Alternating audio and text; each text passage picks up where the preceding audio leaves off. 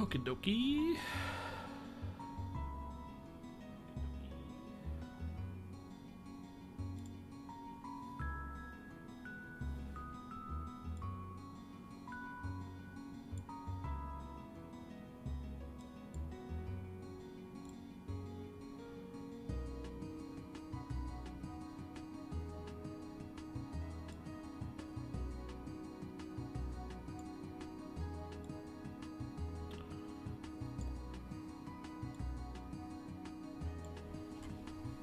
Do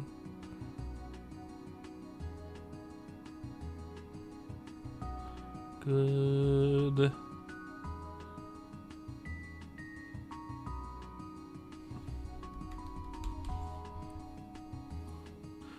Do.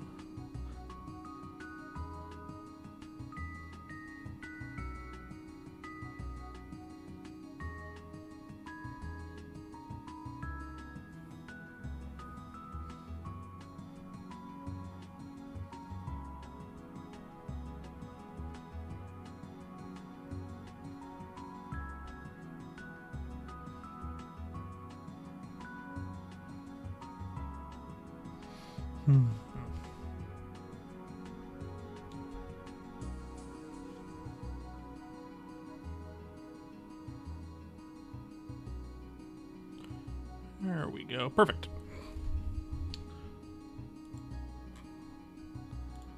Do that.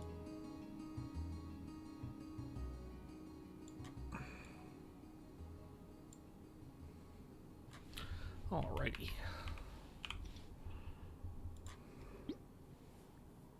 Oh, hey, Bote, what's up?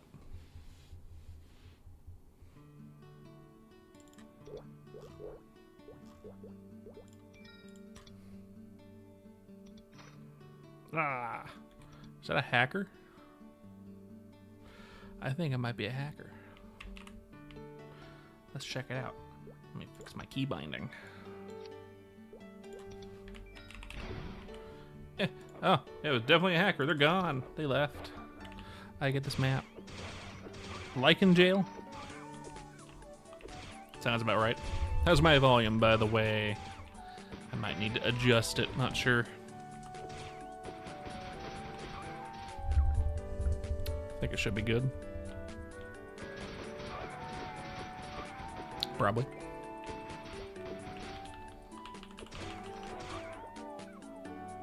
Good. Excellent.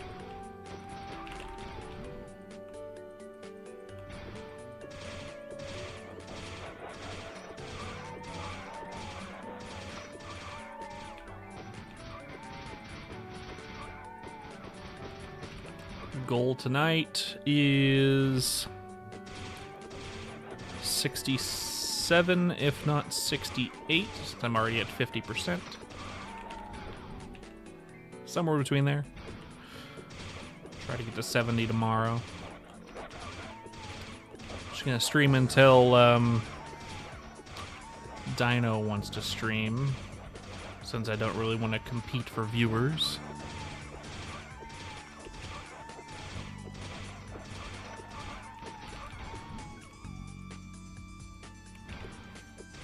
I like how my guy holds the pole arm when they fly through the air. Very funny.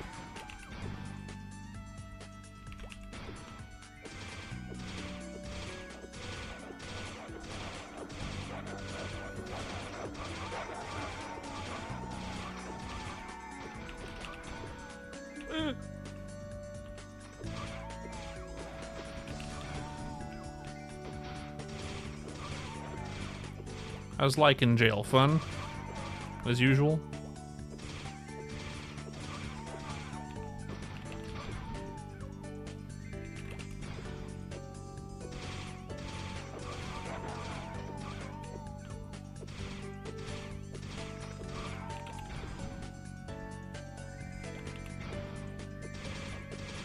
Same old, same old. How many days has it been, Bote?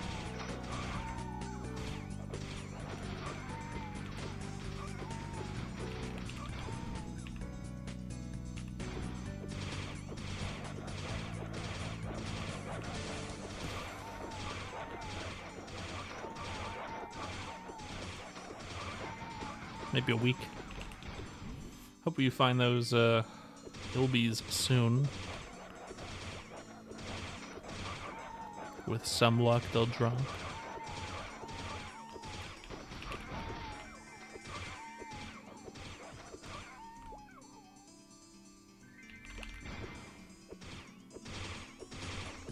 Maybe.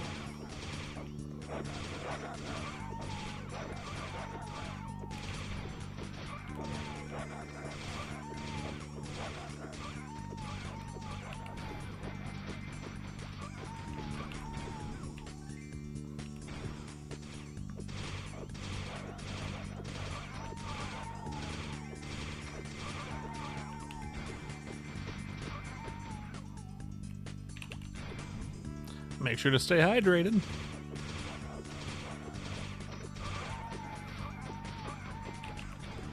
Maybe don't chug too much tea unless it's non-caffeinated.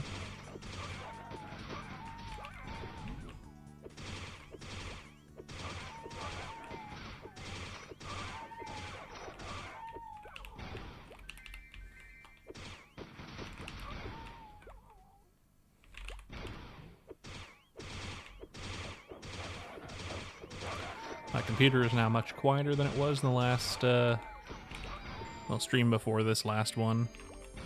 I got a new graphics card, so my computer is no longer loud. Also, apparently, it had a fan disconnected, so it was louder than it should have been, since it was chugging a bit harder.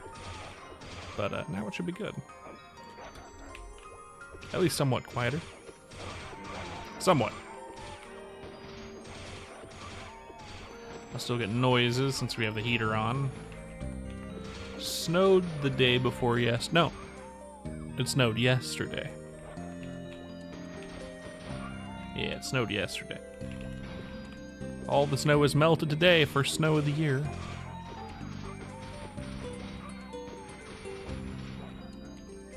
Not a lot, but nice little blanket that melted on impact with... Yeah. A little rainy today, but no snow, too hot today. It's like in the late 40s today, but yesterday it was cold enough.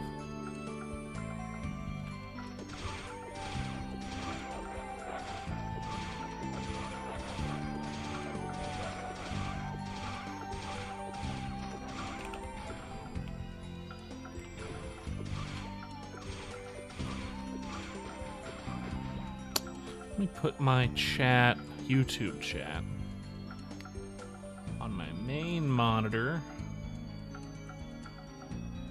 Let's see, OBS. OBS will show me. Yeah, it works. Let me... There we go.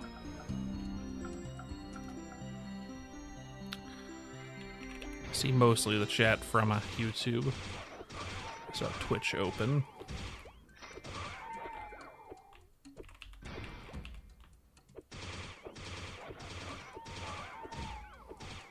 Turns out my graphics card was the reason why I wasn't able to stream on Twitch. It was 9 years old. An old man graphics card. Still a very good graphics card. It could play Cyberpunk on full graphics. And Cyberpunk is pretty intensive. Just wasn't running the right softwares in the graphics card.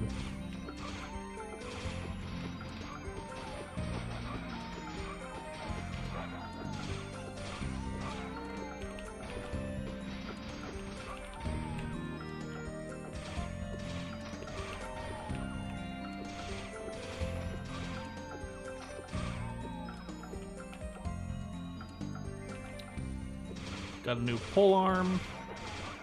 It does more damage than my old pole arm, as you can see.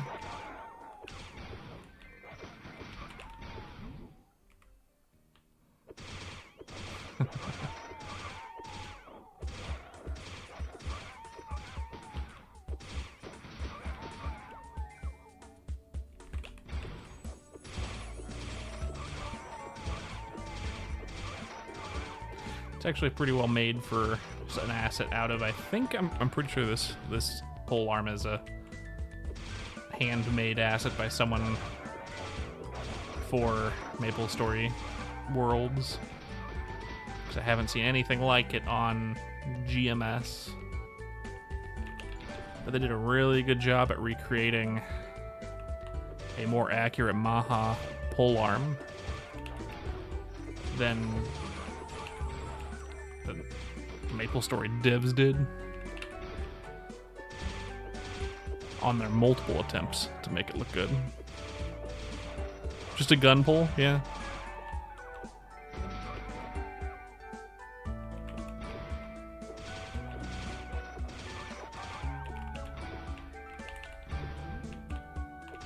At least I hold it now when I fire stuff and it doesn't just like disappear like it did. I found 2 Mahas the other day when looking through outfit stuff on Worlds. One was another version of the one I already had, but was fan made, so you could use it over any weapon. And then there was this one. Now, the downside of this one is the fact that I hold it like a dork. I don't hold it over the shoulder like a regular Aran would, but I think it makes up for it by looking rad as fuck, so.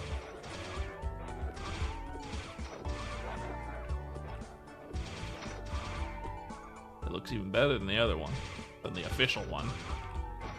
Which I had the official one in GMS, actually. I had it on my original Aran from that I made back in back when it came out.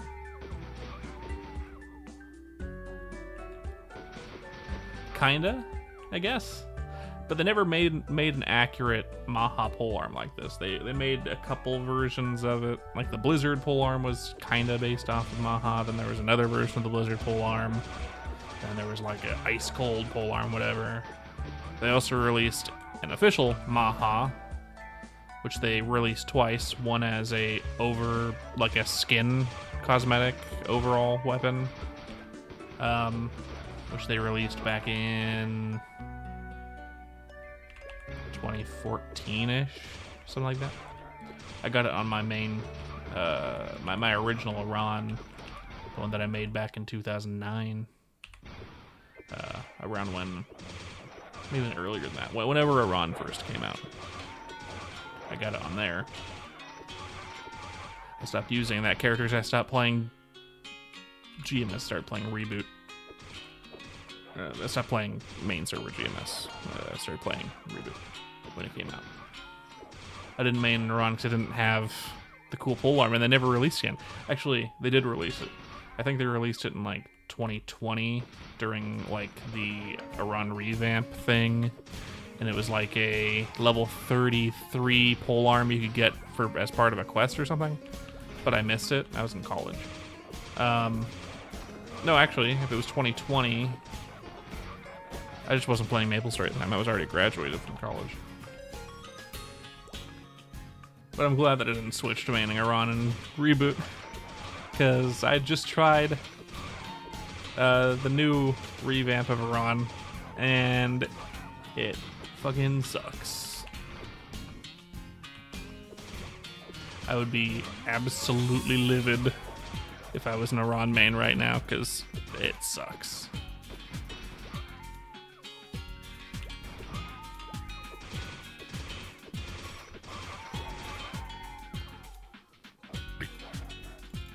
Oh yeah, they already revamped Aran.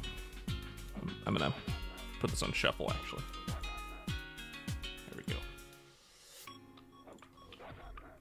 That's what I'm saying. They just released the revamp with the what's it called? Dark Ride. No, it's not Dark Ride. Ride or Die update, right? And it sucks. It's so bad. I hate it. If I was an Aran main, like I'm not even an Aran main. I'm like, it was my secondary character for a while. Yeah, it's terrible. It's terrible. I keep up with it. I should go on for my main, because they have a thing that I should get that's really good, and the event's really good, and I could work on my Legion some more, but I don't know. Do I even want to play GMS right now? Always sucks. Like, something cooler comes out whenever there's a major GMS update, even though I've been excited for the new GMS update. Like, oh yeah, I can't wait until this comes out. And then it comes out, I'm already like into something else. And then I just don't really want to do it. I know I'll regret it later if I don't do it, so I should probably do it.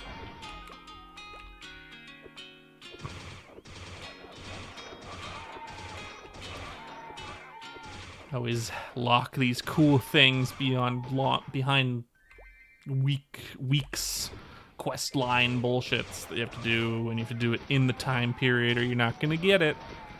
I mean, it's fine, but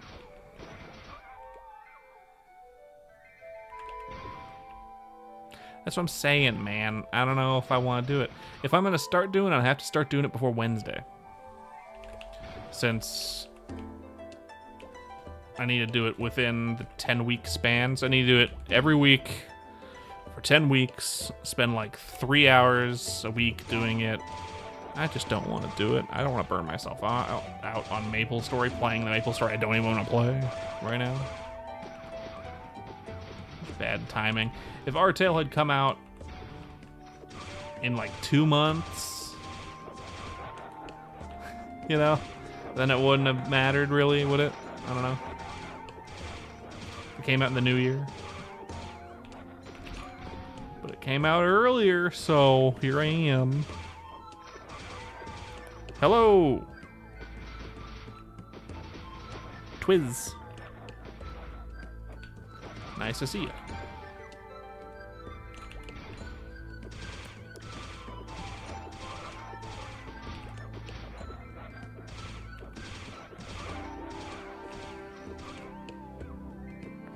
I mean, not New Year's specifically. I don't think the EU's gonna get. I don't think they're gonna make an actual global Maple Worlds immediately. It'll be soon after New Year's, but not on New Year's Day. No, probably like the first or second week of January,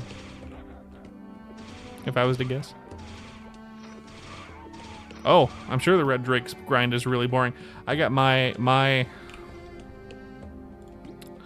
Blaze capsule over at Celian's. Oh, you Steelies. Yeah.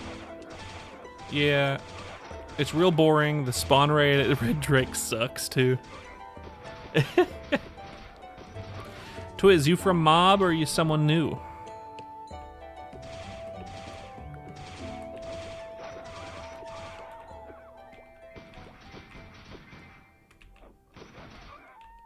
Someone nice.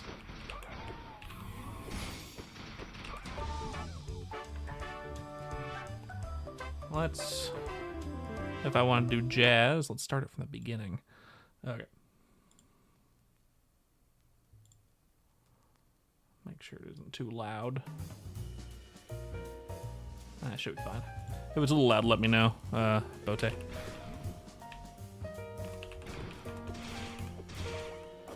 Oh yeah, if they turn, as Bote said, if they turned all the mobs on that map into Red Drakes, or just gave them their own map somewhere in the ant tunnel, that'd be great. Oh good, you were watching Dino? Yeah. He's gonna stream later tonight, I think. I'll get off when he starts streaming. Since I don't really want to compete, since all my viewers mostly come from Dino. For the most part.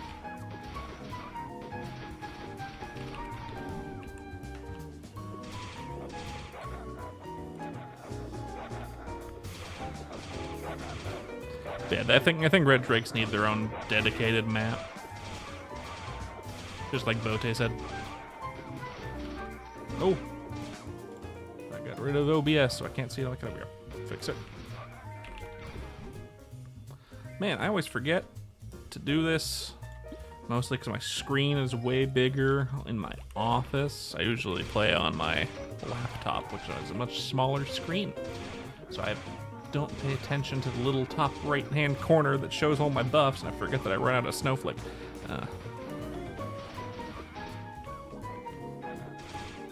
How long you been at Red Drakes?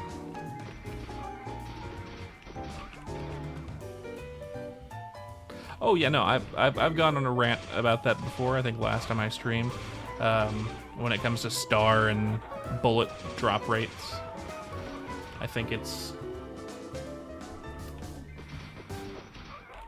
so low. Oh, two levels, huh? That'll be a bit.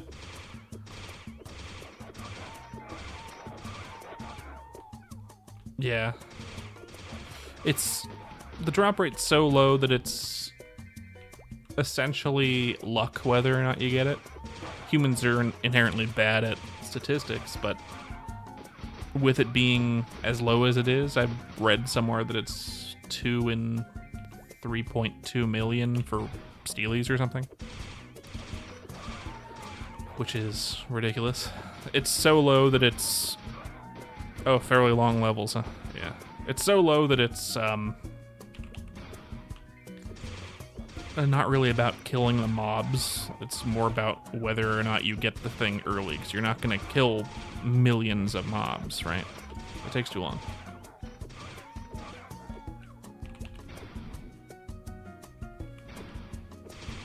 Yeah, it's something like that. They made the rates really stupid. I think there was a quote from Korean Maplestory somewhere in the... or Korean Artale. Someone had quoted in the Artale Discord at some point early on for the rates, and it's so statistically low that people who hunt these things are probably not even going to get them, you know? It's the people who get these are people who are running through the map and kill a couple mobs, right? More than the people who are actually actively hunting them, you know? That's how statistically low it is. The person who runs through the map and kills like 10 of them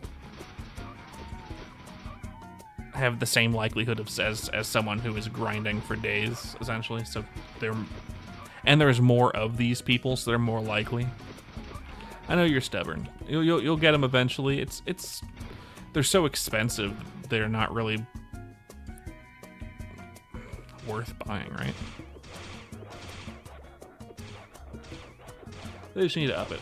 I just think that you should reasonably be able to get a pair of Steelies by grinding for yourself over a week or two at most. Maybe a week, 5 days. Like, it should be a reasonable expectation to get one around then. For Ilbies, 2 weeks maybe. They were already a really rare drop, but they were common enough to where if they were the same drop rate, they would already be worthless on the market. There'd be a ton of them on the market already, and although they wouldn't be worthless, they wouldn't be... Like, you could probably buy Ilbies right now for 30 mil. And then they just go down from there as the game progresses, right? Which is fine, but I think times the drop rate by 10, if not 20, right? Make it so it's 10 or 20 times harder to get it. And then it'll still be a super low drop rate, but at least people will be able to hunt them themselves without, you know, it being more likely that it's just the people who run through are going to get them. You know what I mean? Just my thought process on it. I really need to connect my Twitch to my YouTube so people can see the Twitch comments and the Twitch can see my YouTube comments. I forget. Yeah, you shouldn't have to kill 100,000 lichens just to have a 10% chance of it. Yeah, exactly. That is... You should kill 10,000 lichens and have like at least a 50% chance of finding them, you know what I mean? If not more.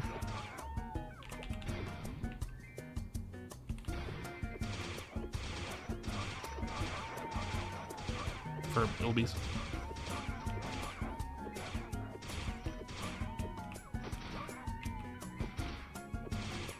At least.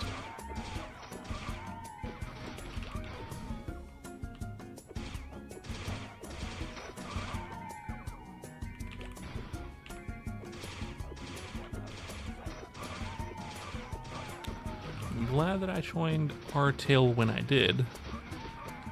But I kind of feel like I should have waited for more content. And more places to grind.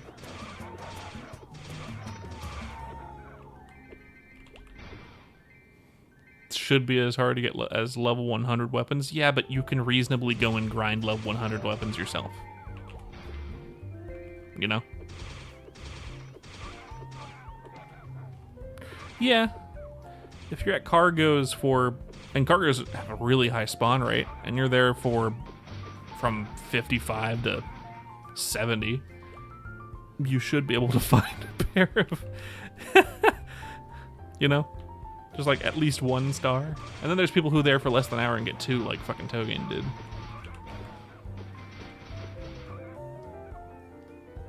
Like again, it is if you don't get them in the first hour, you're probably not gonna get them, you know what I mean? Statistically speaking. You're gonna probably give up or out-level the area before you get them.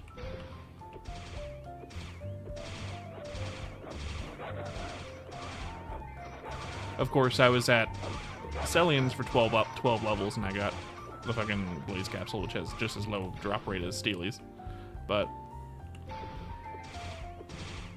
that's neither here nor there.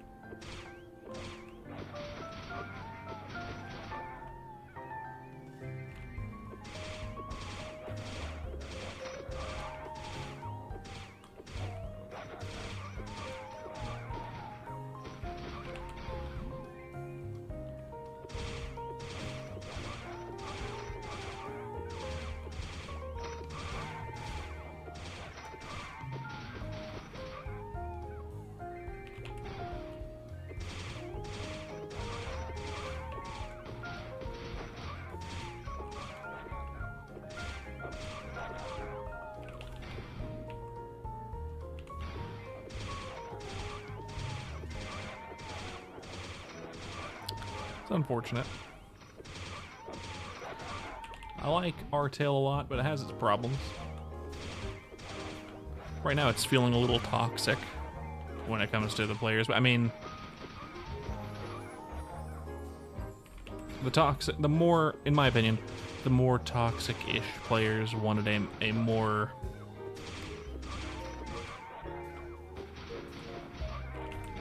faithful recreation of OSMS, right? They wanted a Maple Land experience. But since there's only one option for official content now, which is this, at the moment, very early Maplestory Worlds whatnots, you get the players who wanted a server like Artale, players who wanted just a server, and the players who wanted a hardcore, difficult server, right? Who wanted the game as it was that they remember with no changes. Who will abandon ship the moment that comes out. I think it's a really good experience. It's good. Lurk. Good, Dino, welcome. I'll thank you. I'll be 66 in a minute. Or 30. Give me a heads up when you're about to stream. If I'm still streaming, Dino, I'm gonna get off when you start streaming. Like, just post in the chat so I know. I don't want to compete for a viewership.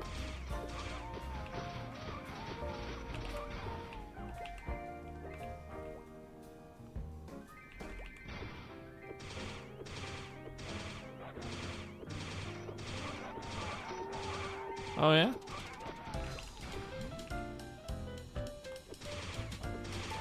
My character looks so strong. Why, thank you. It's the snowflake. It hyperinflates my damage.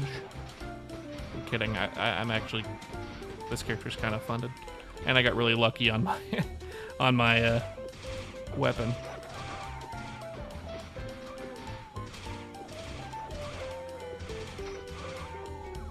Also, Aran is a baddie, so anyone who cosplays Aran will always look strong. That's science.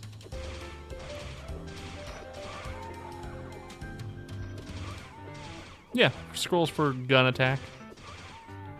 Or for gunslinger. I got 110% and a couple of, 560% on this guy. It's pretty good. Like, my next gun is level 80 and it's less attack than my main one. I probably shouldn't even scroll that one. I should probably wait until level 90 and scroll one from there, because a clean above average level 90 gun will have the same attack that my fully upgraded level 60 gun has, right?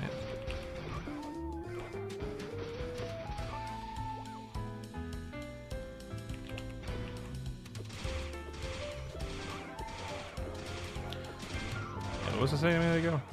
Something about... Right. The game has its problems, but I think it's good. I like it. I don't think the devs were expecting as much hacking as we have in this game, unfortunately. But I think they'll get a hold of it. I just hope they're able to stabilize it before things go wrong. And I think they'll do fine. I like to think on the positive side, while I complain. Well, hydration check.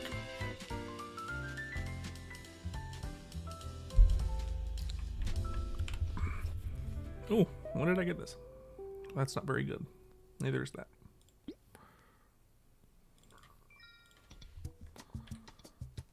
Elixirs?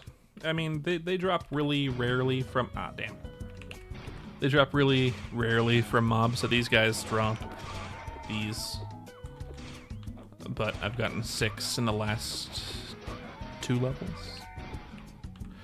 If you want elixirs, you probably just gotta buy them from the auction house. If you want a bunch of them all at once. They're a bit expensive, but they can be worth it if you're doing bossing. Otherwise, I'd just stick to, like, Unagi's and mana elixirs. If you meant mana elixirs, you can just go to any general store. I'd recommend the one in Ludibrium, since they have a discount on regular elixirs.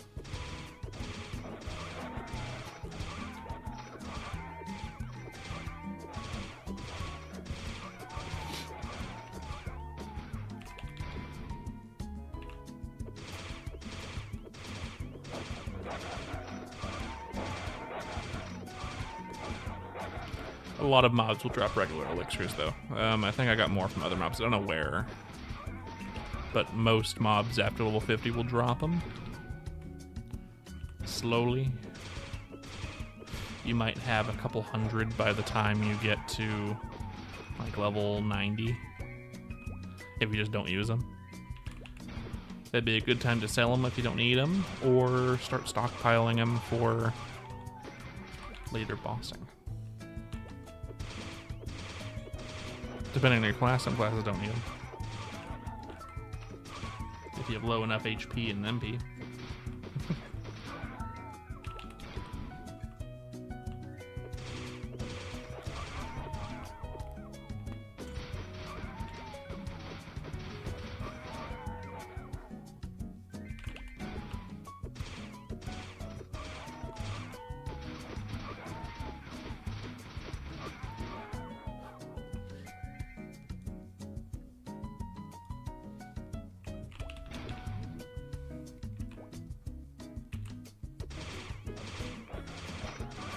I believe this song is somewhere in Aqua Road, but a bossa nova version, which is great. It makes it sound much sillier, and I like it that way. It's either from Aqua Road or it's like Boswell Field or something.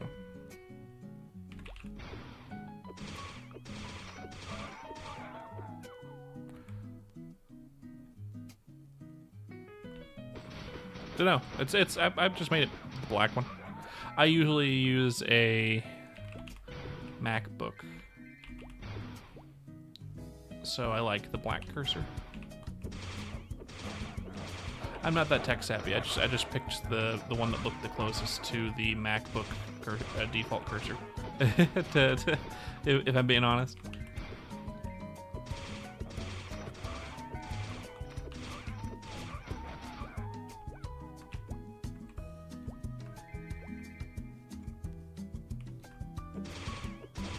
Exciting?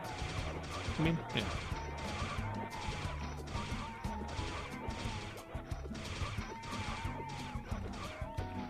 It's a good thing to sell. I mean, you're going to passively get them, right, as you play the game, and people need them for end-game stuff.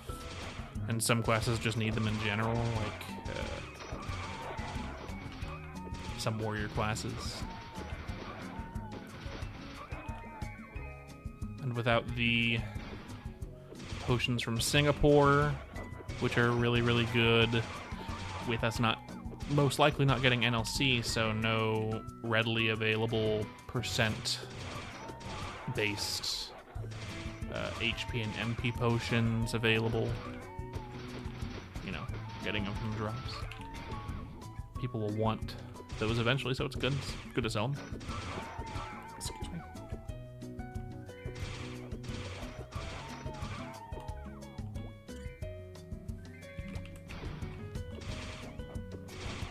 I sold some recently. Got a good little chunk of change. It was nice. Sold my God boot on my archer. Oh, Unagis, you can't get them on main. Actually, you can if you're in Victoria Island. They sell them at the shop in Sleepywood. They sell them in Ludibrium. If you go deep into if you pay the taxi in Sleepywood, you can also get them from the shop down in the middle of Ant Tunnel, the, like, snack stand.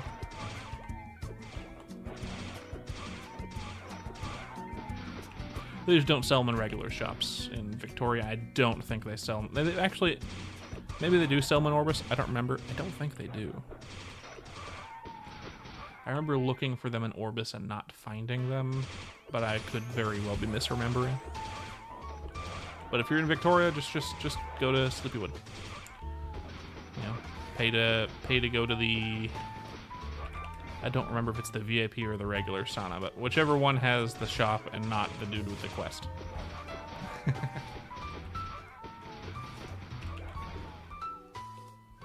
Oh, then just go to the potion shop.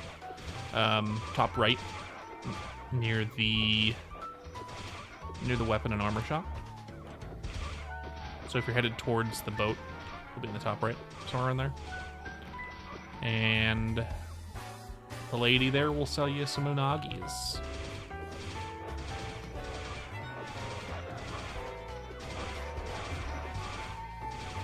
I'm pretty sure. I think.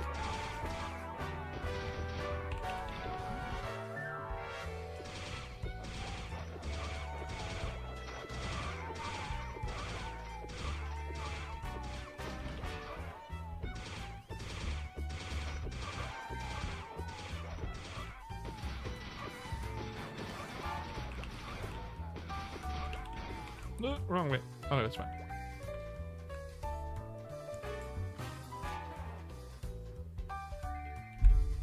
They're a bit expensive, but worth it depending on your HP.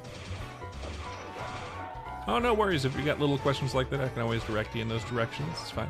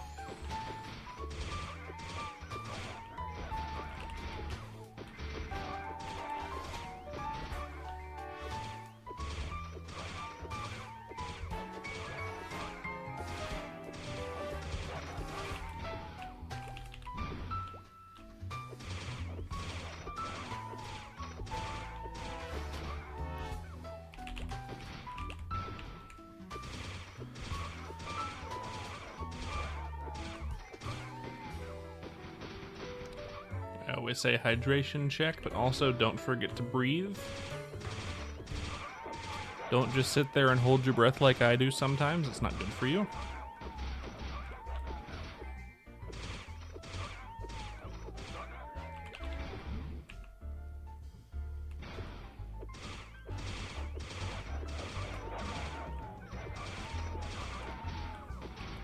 Is it just me? It's probably just me.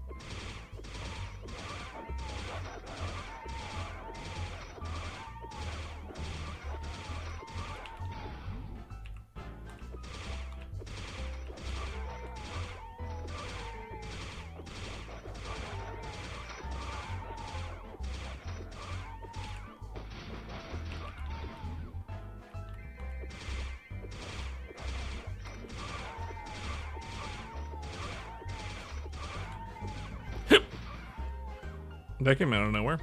Jeez. Excuse me.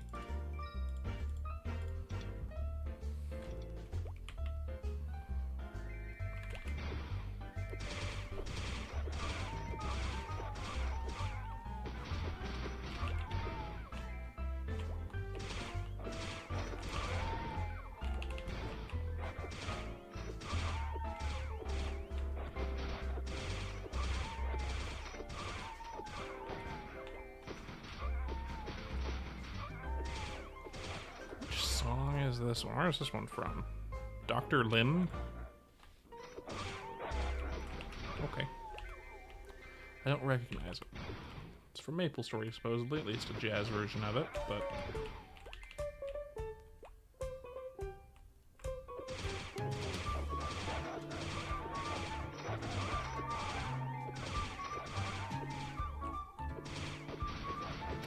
The other day, there was a little glitch going on over here, which is why I didn't stream that day,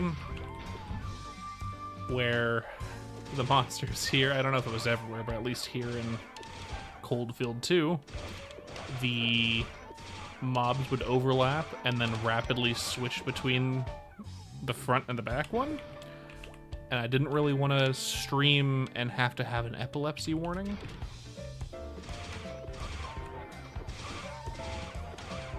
I'm glad that they fixed it.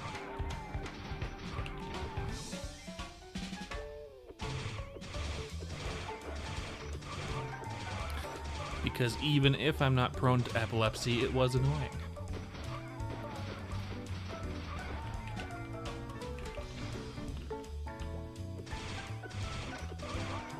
This version of this particular song being the title theme from the Big Bang update, as well as the Korean Maplestory main title theme of Maplestory. I do like this theme a lot. I like this version a lot. But honestly, the original version is better and a banger. But I like this version. This version is nice, too. It's cuter.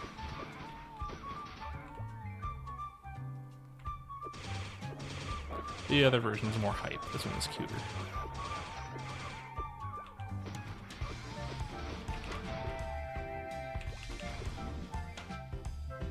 I like how Aran just kind of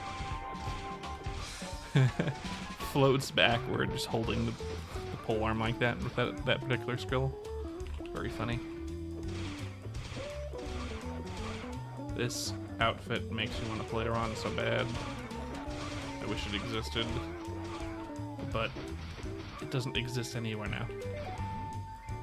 It doesn't exist in GMS now, and there are no private servers that have Aran that I know of. Not that I would want to play a private server, but I don't think it exists. There's no official old school server that has it. Right now, my favorite class just doesn't exist.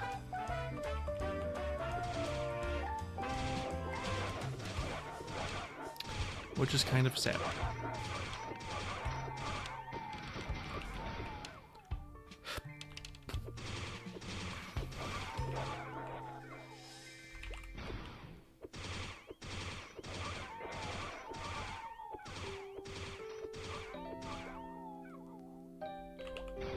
Ugh. Wrong way.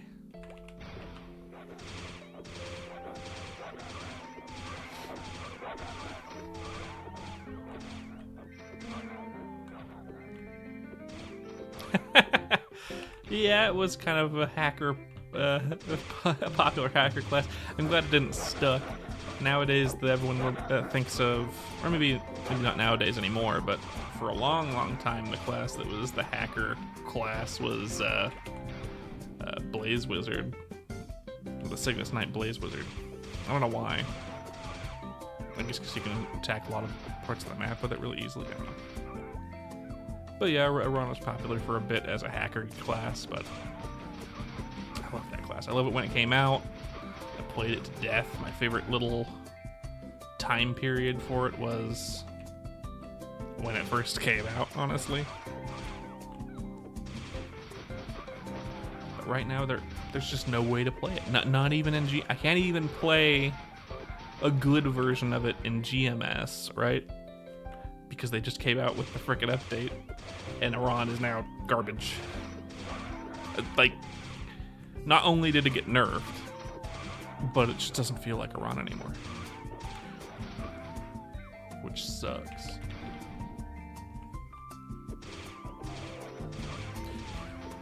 Not that I mained it in GMS anymore, not after Reboot came out. I didn't have the NX gear that I wanted to main it.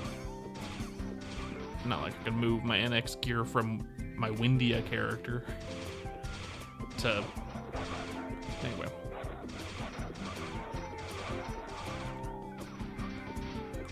It's too bad. There'll be a server that has Aran eventually. Maybe it'll be this one. I would love it if it was this one. I like Artale so far. I know it has its problems, but I'm hopeful that those problems will get better and they might release more classes. It'd be nice. The devs have stated that they are excited to bring more classes to Artale, but they want to get to the content they want to release first.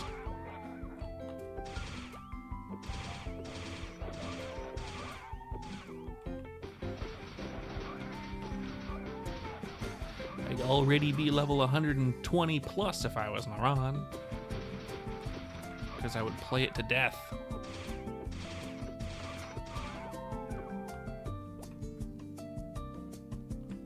Oh, for Maplestory Worlds? It'd be nice if they had something for the creators, because hacking is so prevalent.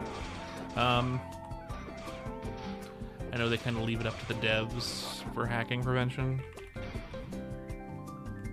which makes sense to an extent, but it's not the KMS devs' fault, really. There isn't that many hackers in Korea. Since video game accounts and the like are tied to your social security in Korea, you can't, why would you hack, RMT, why would you do anything that would get you banned unless you didn't actually care about the game in the first place, which is when they had hackers, essentially. I don't even think they had hackers, really. They had some RMT problems and maybe some macroing a little bit, but nothing huge like we get here in Mass that we get, where we get a bunch of hackers hacking to get to high enough level to advertise it. Meso selling and RMT stuff.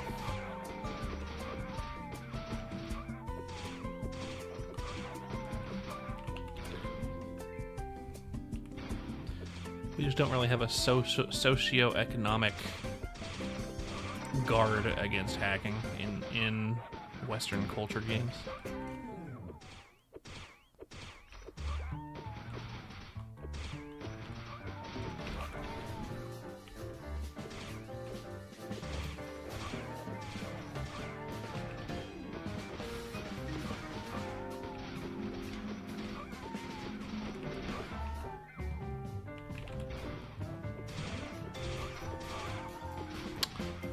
Aran's third job advancement. Didn't it use the crafting skill? You had to make the gem for the job advancement. The original version of Aran, you had to use the crafting skill with the hands skill to get you better at it, and you had to make the red gem so you could do your job advancement. Was that right? Am I misthinking it?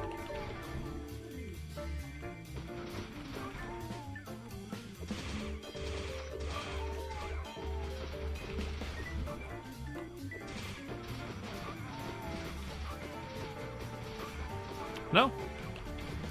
Damn, I was hoping someone had information. I forget. I think it did. It might not have. That might have been a later development after Big Bang. It might have been specific to private servers. I'm not sure.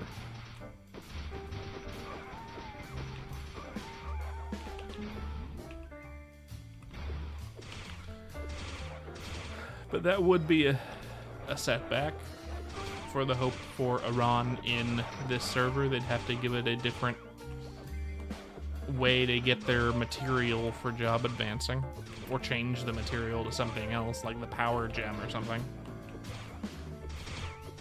instead of whatever.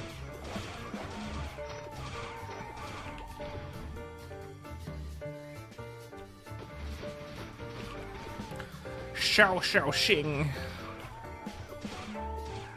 Sell mesos.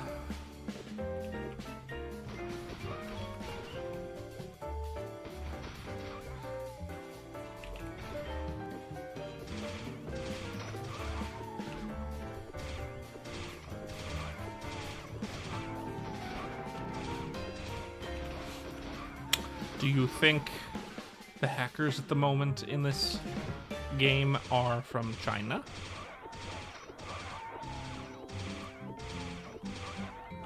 Based on that name, I would guess that. I know the main meso selling organizations for old school RuneScape are from South America, so it's honestly a little surprising to see it be China for Maplestory. I don't know.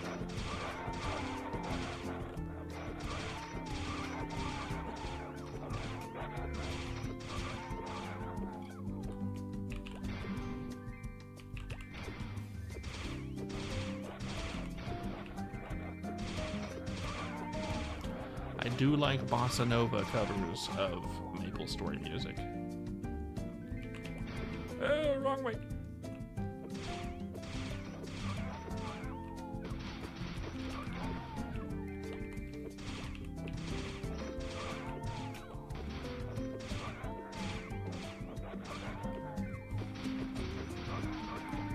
Does anyone know where the song is from? Because I am drawing a blank at the moment.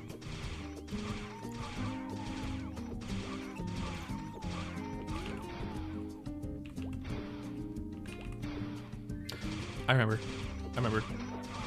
This is in Leafree.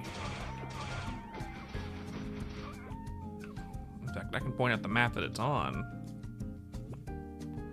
This one, Skynest. It's the Skynest theme. Right here, that's where this song is from. Took me a second to pinpoint it.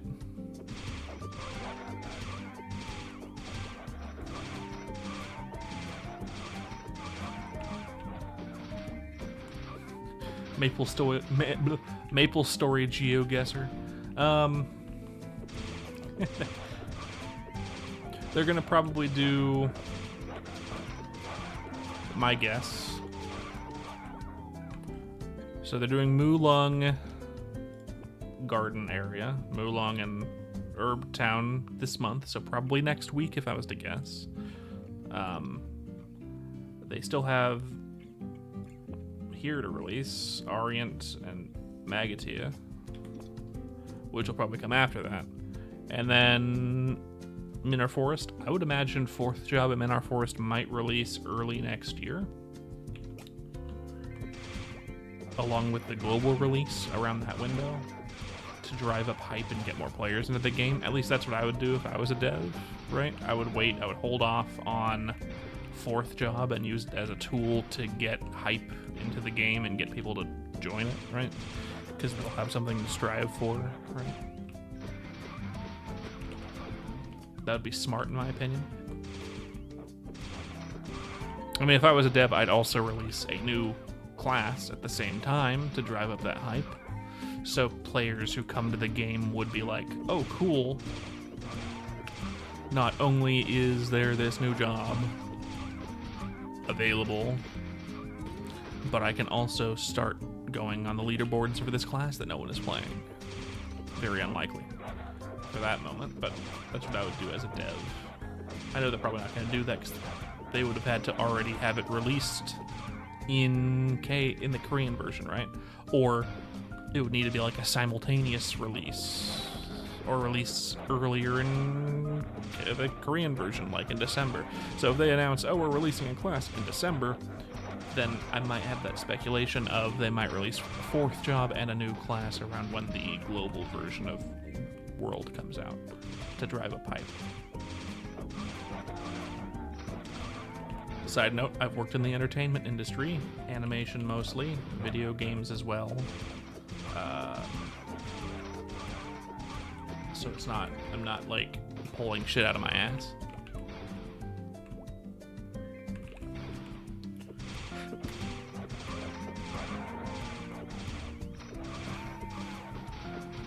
So we can probably expect it early next year.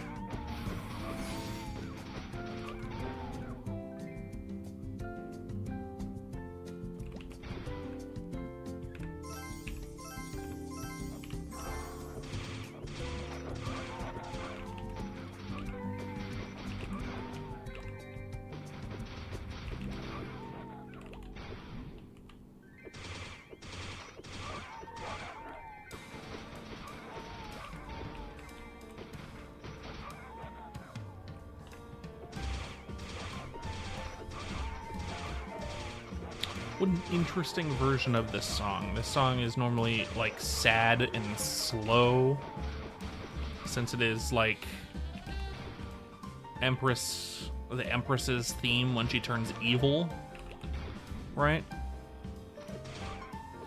It's just weird hearing it so upbeat. Like jazz noir version. Fast.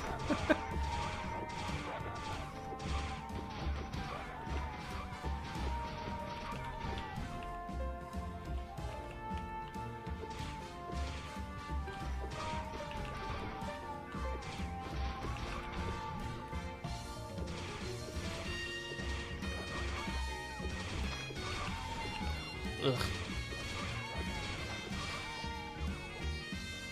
I'm ugging because although this version of this song is nice, the synth trumpet with a silencer in it, with a not a silencer, a mute, like synth trumpets sound bad already.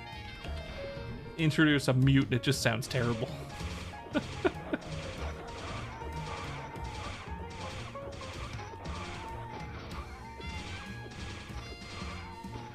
Fortunately, synth saxophones sound decent. Those synth saxophones don't sound like regular saxophones. They sound like, I don't remember what they're called. I never played one. I don't play saxophone. But there's like a saxophone that looks like a clarinet.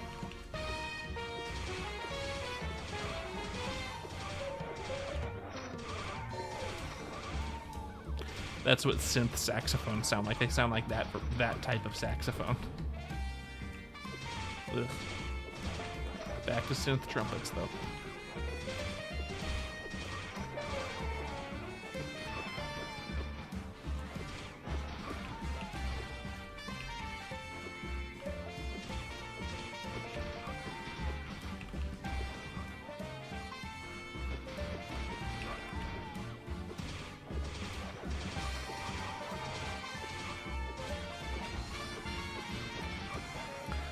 synth trumpets don't sound that bad if you introduce a whole band behind them. I go with a bunch of fake brass instruments. Oh, I leveled. Yeah, thank you. I wasn't paying attention. I didn't even see the animation. I don't need to really think about strength for a while. Dex. Second job. I need more blank shot. Grenade will be last.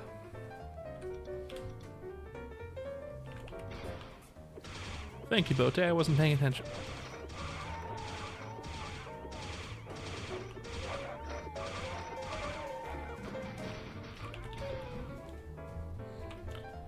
You would think the game that I'm actively playing, I would notice things that happen in it, but no.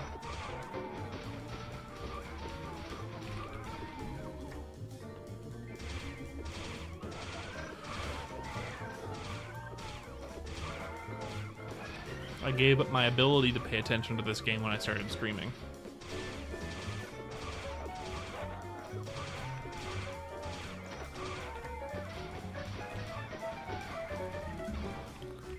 What is it?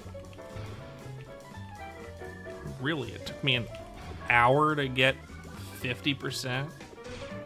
I think I'm just way slower because I'm streaming. I'm way faster when I'm not streaming. Maybe I'm just bad at the game.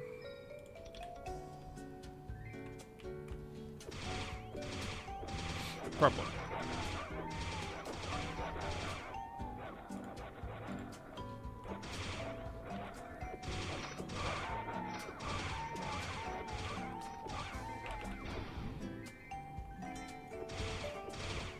I was getting about a level every hour and a half mostly, which is to say 1% a minute. Just one level ago. I only needed 50%. Actually, if I needed 50% and it took 64 minutes with me goofing around, that sounds about right. I'm stupid. Yeah. 1% a minute and 62 minutes, whatever. That's about right.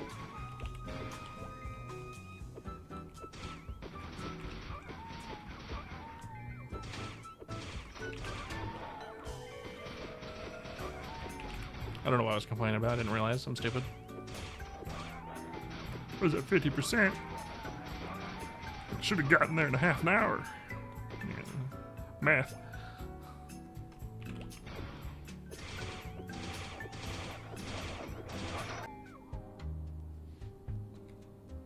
OBS, don't fuck with me. I haven't had you fuck with me yet, but don't fuck with me.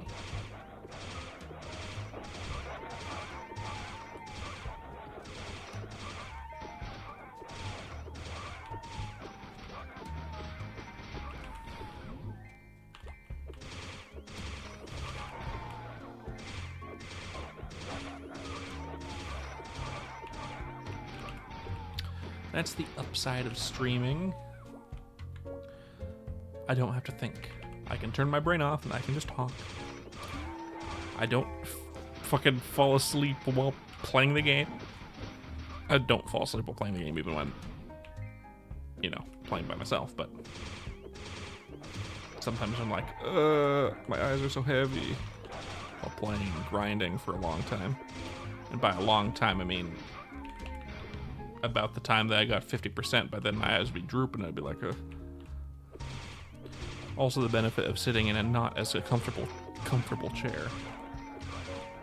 But it's mostly the benefit of being able to talk to people and paying attention to multiple screens at once. And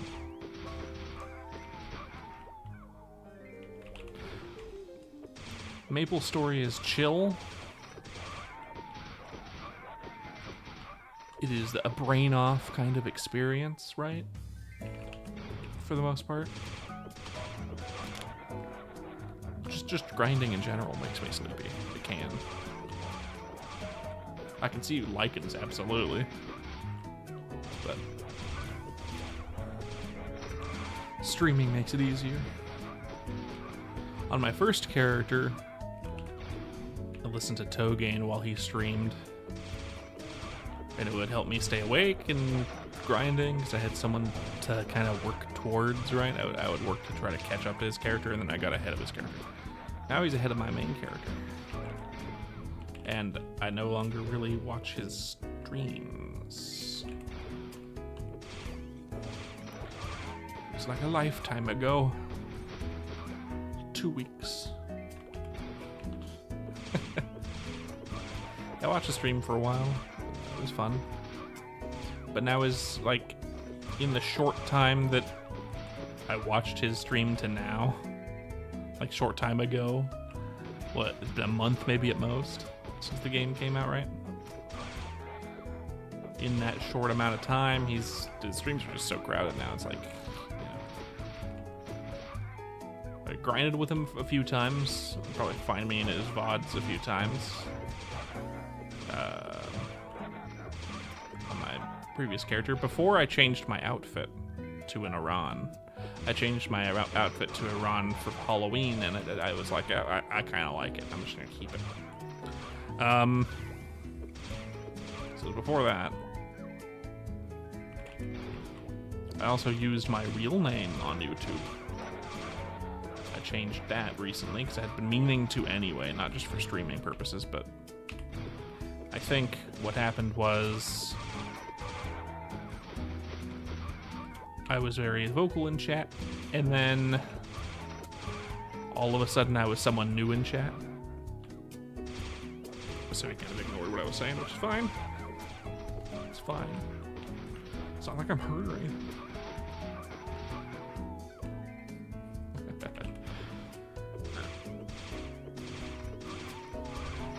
I feel like the early game in Artale is more entertaining to watch, you know, mid-early game.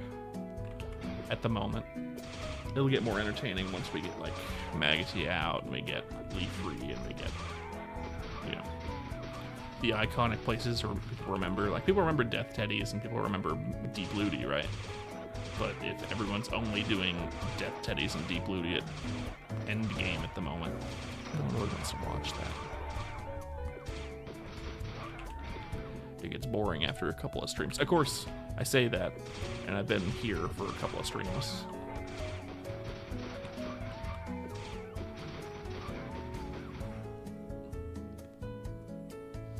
We'll probably have more content areas soon.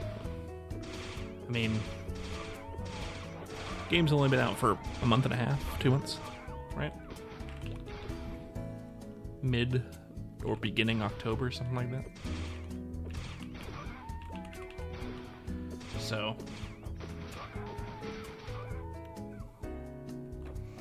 I think I went with Mulung, which will help alleviate the mid levels, right? But it's not going to help alleviate the higher levels. The highest level mobs in Mulung are 70, right? With captains. If you go to the crew and captain map, it's 68 and 70, which is great. If it was out right now, that's where I would be. But I missed it. It probably comes out next week if I was to guess, because it's supposed to come out this month.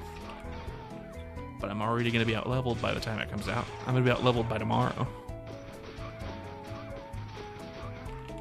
On my second character, I should have waited. But I didn't wait. I'm glad I didn't wait, because I got the freaking Blaze capsule. But if I wanted to train somewhere different, I should have waited.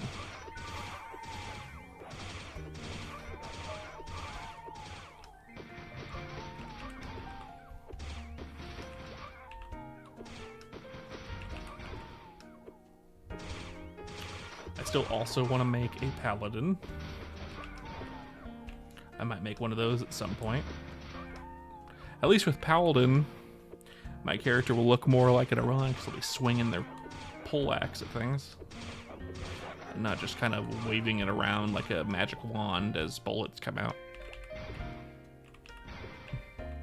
I mean, yeah, the Pirate Hat 4 requires 350 runs. Right? Something like that? Something ridiculous? No, thank you. I don't intend to run Pirate PQ that much. I don't care if it's best in slot. I'll stick to my terrible bamboo hat until I get something better.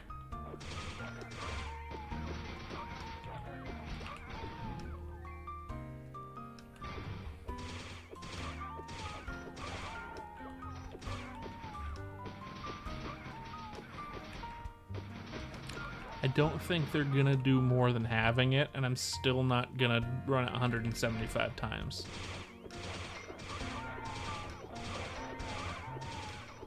I can't imagine them doing more than that. If they made it, like, and you could do it in 30 runs, I still probably wouldn't do it, because no. I know the part of PQ runs are kind of fast, and it's kind of fun. It really depends on how many runs it takes. But I don't think I'll be doing it.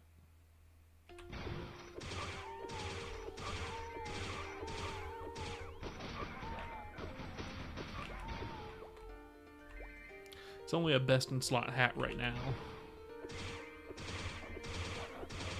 If they release Targa and Scarlian or Zac, you know, it immediately becomes, okay, why would you ever run that? You can just get a Zac helmet. And if enough people run it, Zac helmets won't be that expensive, you know? Run Zac enough and they're gonna go for, you know, 50 mil in the free market if they can become tradable. Which would be nice. Ooh.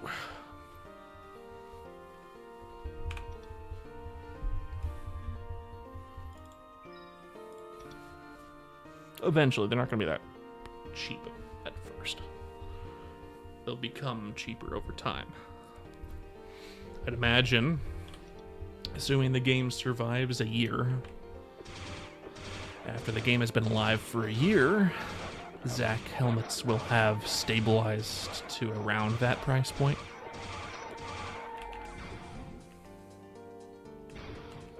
Maybe a little less, if we're lucky.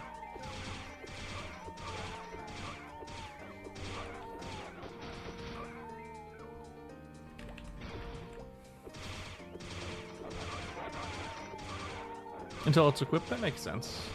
I think that's how Target and Scarlian were. But Zac wasn't like that. Zac, he had to use the Scissors of Karma. It was nice to hear. Giving it the Target Scarlian treatment, if I'm remembering correctly. I could be remembering wrong because my brain is stupid.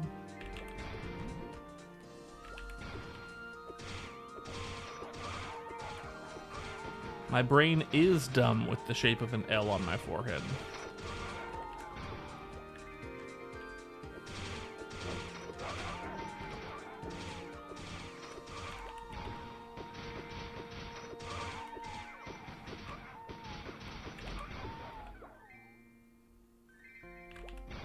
I'm pretty sure that's how those helms work too. They eventually did that to Zac helms as well, I think. In GMS, eventually. But they weren't like that at first. You had to use the Scissors of Karma. And you could only do it twice before they became permanently untradeable.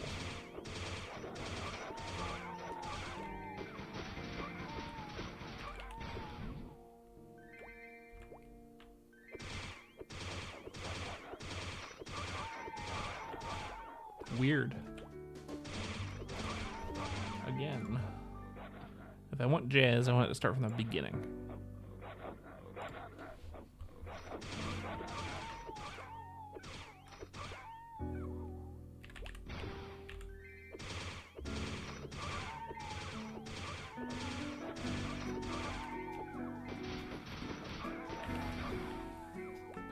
More bossa nova, jazz, Maplestory.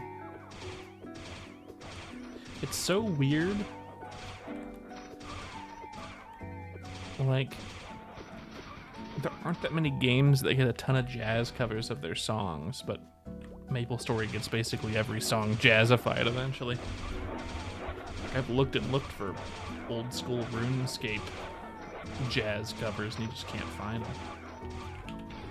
There's a couple that are bad.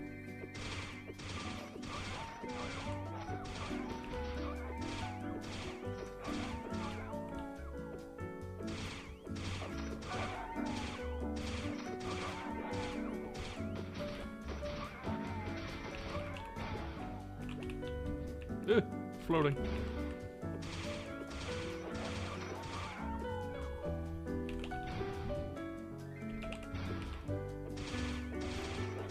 Damn.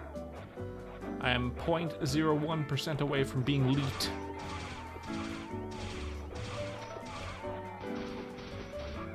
It can't be helped.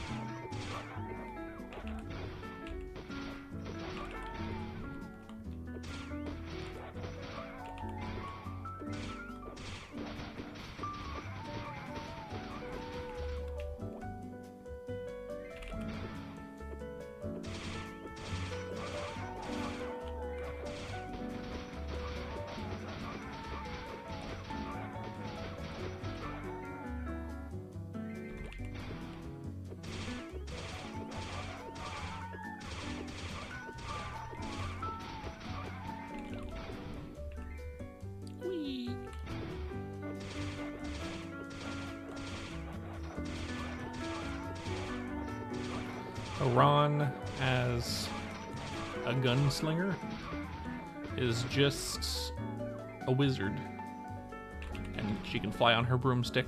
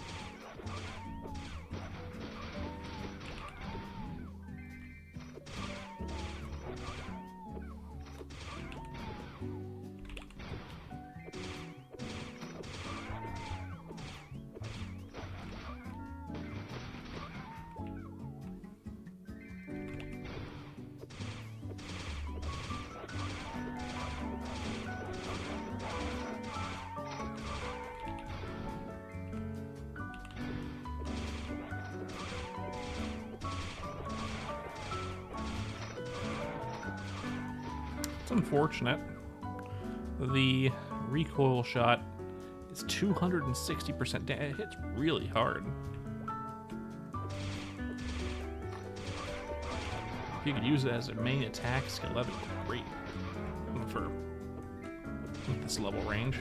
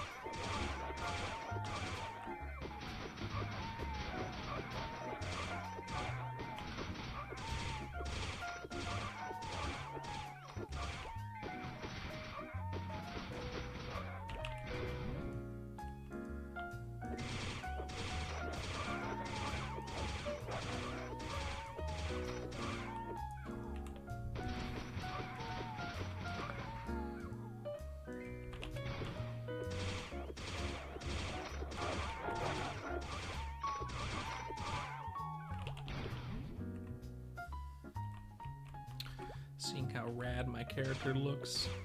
I really do wish I could just play an Aran on it.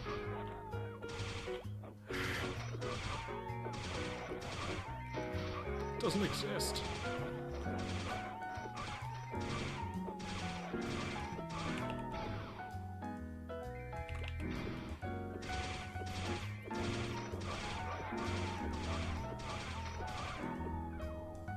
Oh well.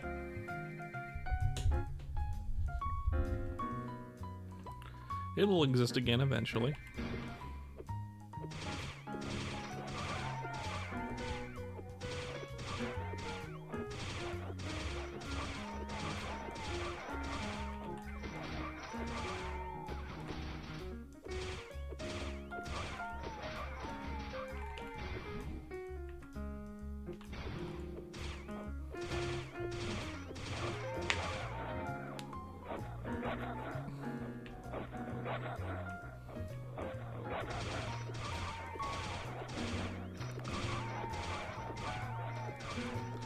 Remember when they sold Meso and it cost more than you could make by buying coins?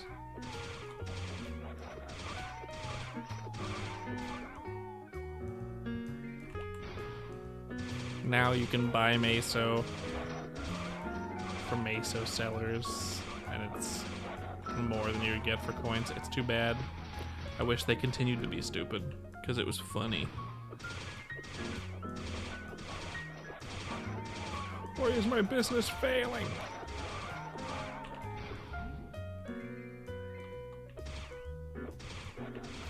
I can't imagine anyone really is.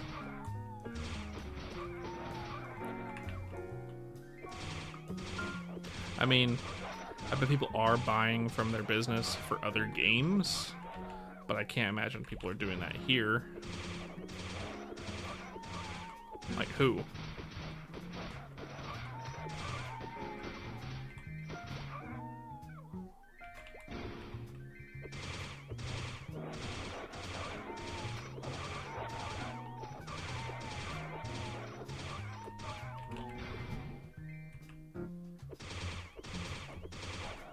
It doesn't really make sense to me.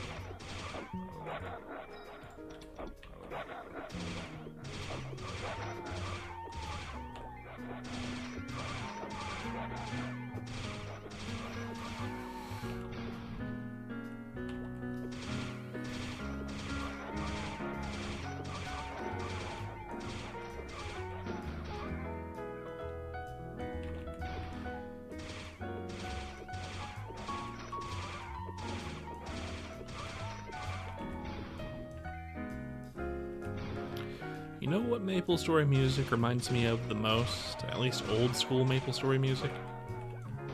Even this jazz version, actually especially these jazz versions, but just classic Maplestory music. It reminds me of Christmas. I played the most Maplestory when I was a kid during Christmas time. I don't think there has been a year in my memory of before graduating high school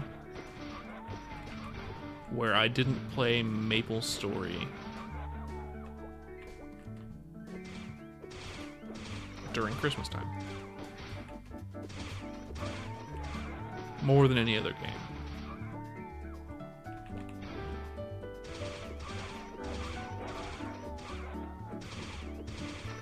So the music, though it does feel Christmassy, yes, this jazz version makes it feel Christmassy. It feels Christmassy specifically to me because my family plays jazz music during Christmas. My grandparents' house would always have jazz music playing. Either jazz music or Hawaiian music. Because those are the genres for our Christmas. But, so any jazz feels Christmassy to me to some extent. But even just bass Maplestory music, anything that's been around since old school, it just feels Christmassy to me. time of year that I played the most Maplestory since I was a kid. Since the game came out.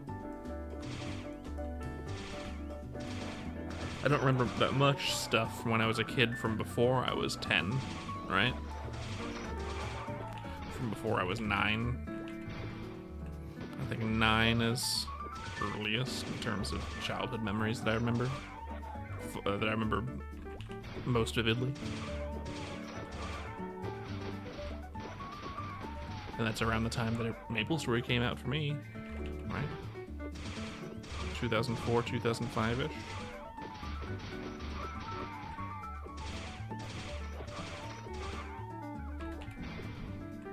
This is Christmassy.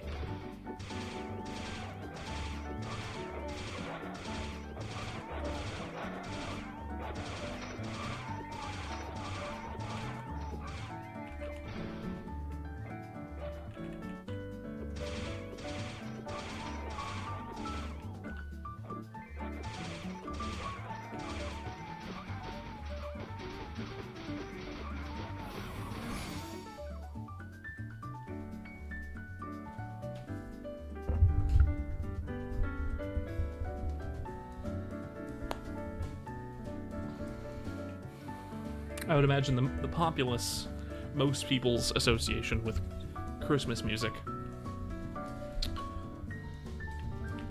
Christmas music and jazz specifically, if I was to guess, would be Peanuts.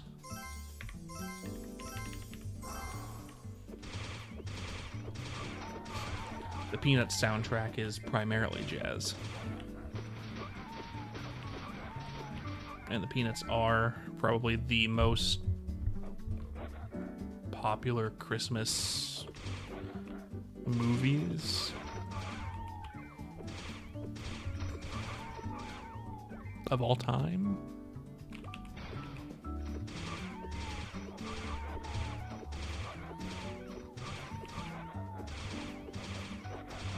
So if it even vaguely sounds like the Peanuts theme, it might trigger, oh, this is Christmas. For most people.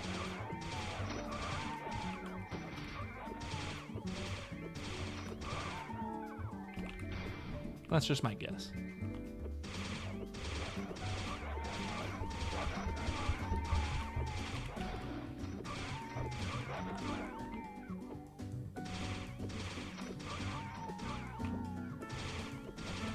For me, it's the family ties, jazz, and Christmas.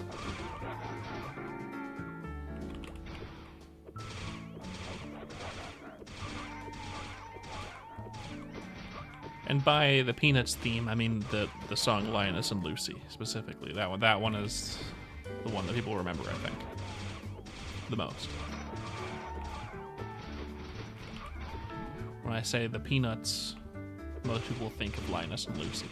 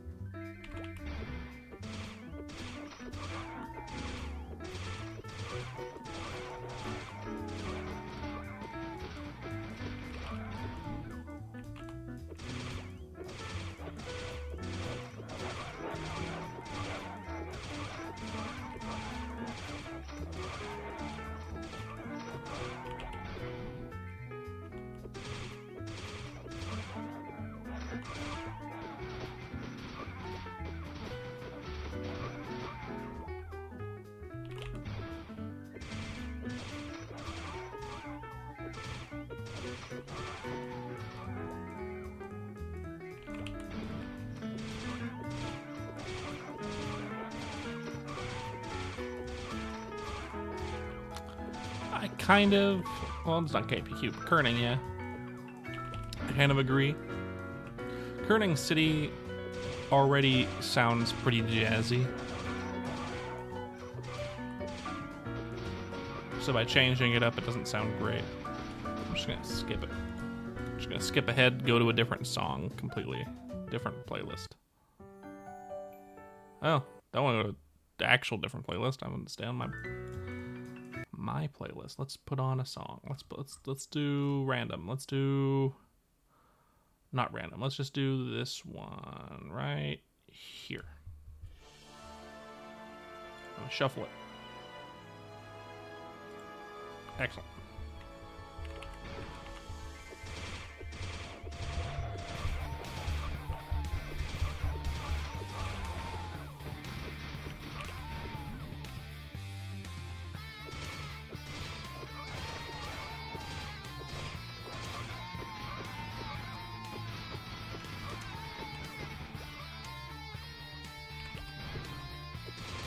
It's funny. I did play GMS back when, yeah, right? Crimson Wood Keep was a thing. I didn't do it very much. I think I maybe ran through Crimson Wood Keep like once. But the most amount of time that I spent in like the Crimson Wood area and that quest line and going up towards where the keep is was when Reboot first came out. They hadn't changed Crimson Wood yet. And you had to do the quest line, you had to go up and do everything that you used to have to do, and that's how you got Balanced Furies, and I got 4 sets of them before they changed it.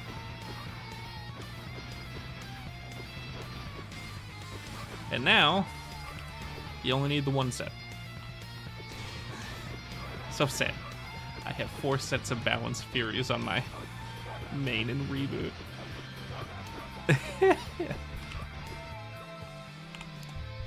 And 4 sets of Crystal Ilbies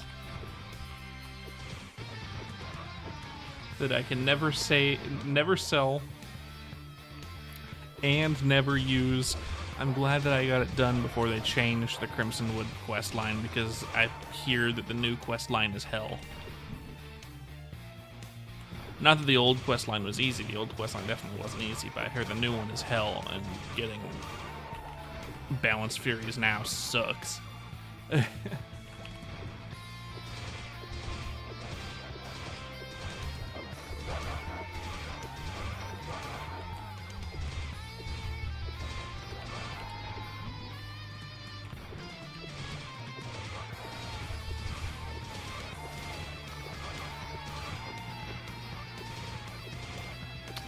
don't think I ever did it on a private server. I definitely did it in GMS at least twice before they removed it.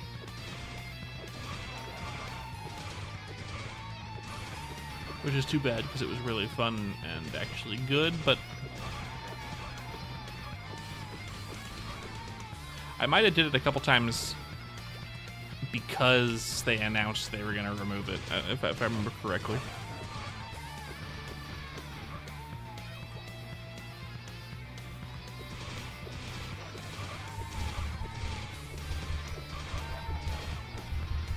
GMS is its own thing. It gets its own specific content. Also, we're taking away your specific content. No more Jet. No more Crimson Wood Keep. No more Alien Invader PQ.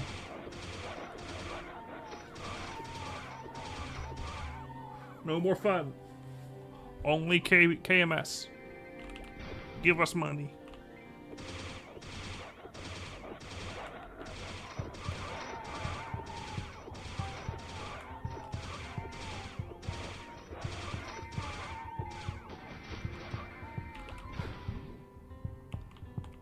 And they take away Jet, and then like 6 months later are like, okay, here's your own team of dedicated people to run the game and do your own localized content. Yeah, that was cool of them. At least we got it. but they got rid of Jet first. Fucking seriously. Like, whatever.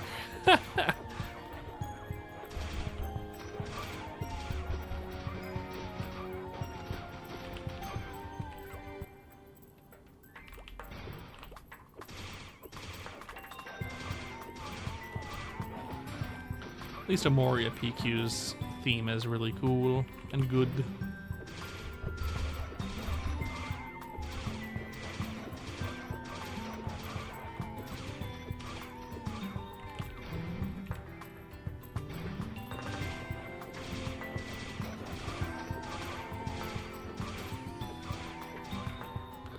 I even still have the jump quest to get to the top of the top of Crimsonwood area towards the keep. I have that jump quest memorized. I could do it with my eyes closed now. I usually suck at jump quests, but I got really good at that one because I went up and did that so many times to get just a bunch of balanced Furies.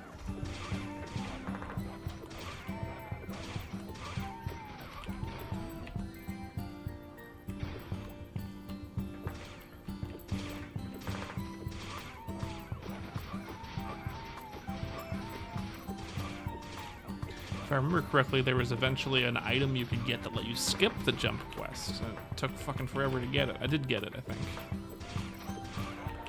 And then they removed that area. I still have the item in my main character's inventory, since it's in the setup window. So I don't have to get rid of it because it takes up space, because it doesn't matter in that window, really.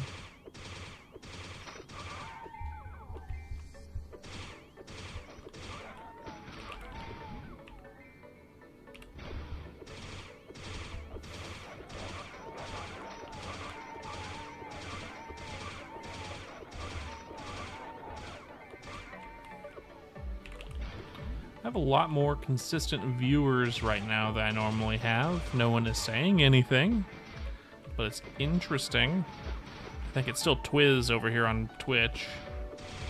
Could be wrong. I don't know who the other 3 people other than Bote are on YouTube. But hi, welcome. You don't gotta say nothing. All good. Oh no, I get it.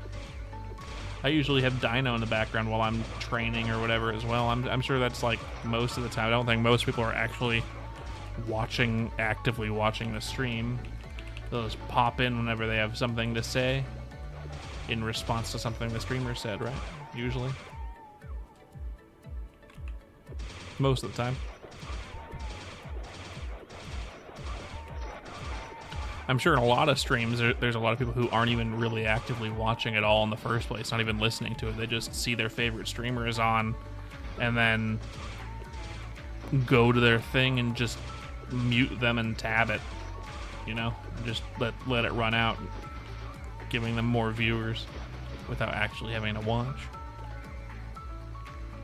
If I was to guess.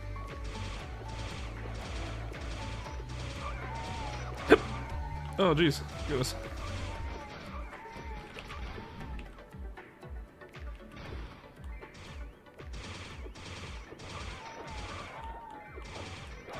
Still getting hiccups from lunch. Wife and I got burgers. We went to a place we have never been before. We moved here from California, so there ain't no In-N-Out, unfortunately.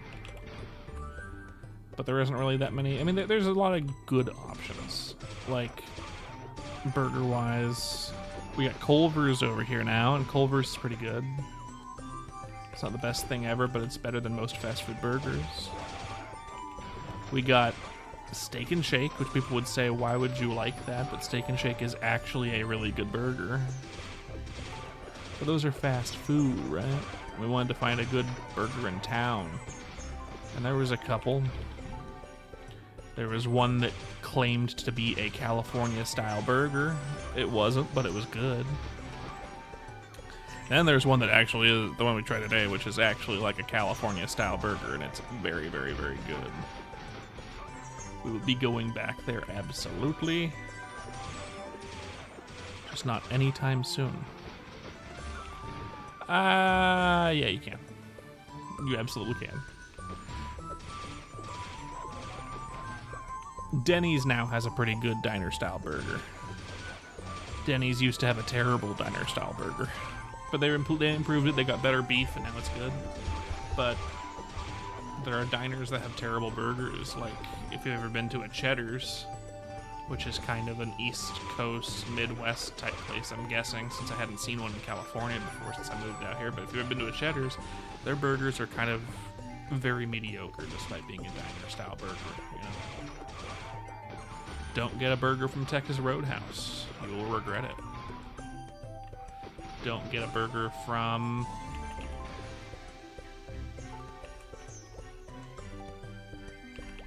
There are places with good diner burgers.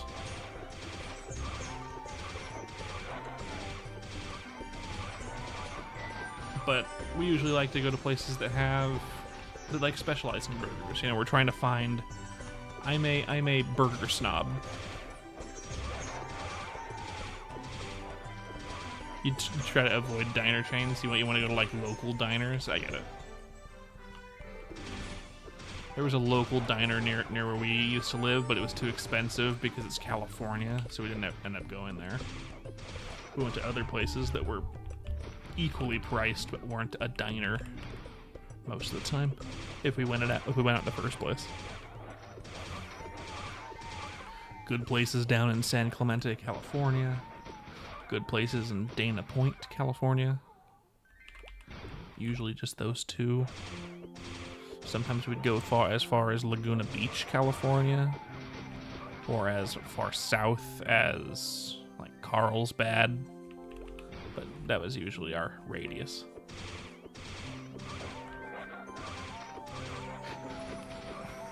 But in California, you really just can't beat In-N-Out. In-N-Out is very good. I'm a burger snob, right? I'm very, very picky when it comes to burgers.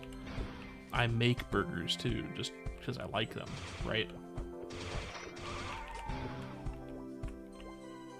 And I make them the way that I like them. And I try to find places that have a good burger, but it's really hard to find it.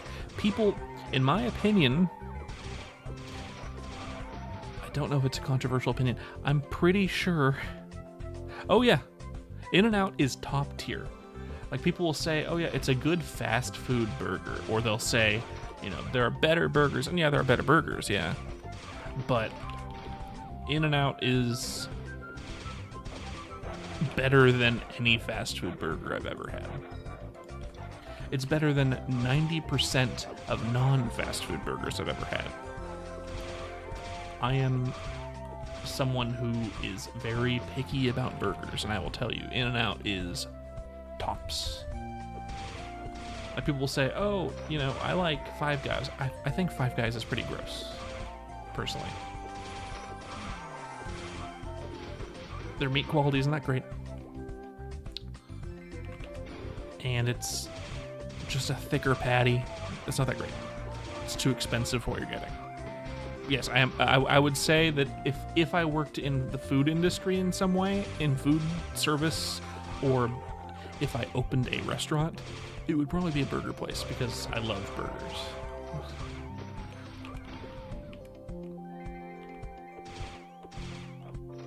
It's too expensive, in my opinion, Five Guys. It's greasy. The buns get really soggy because they wrap them in foil.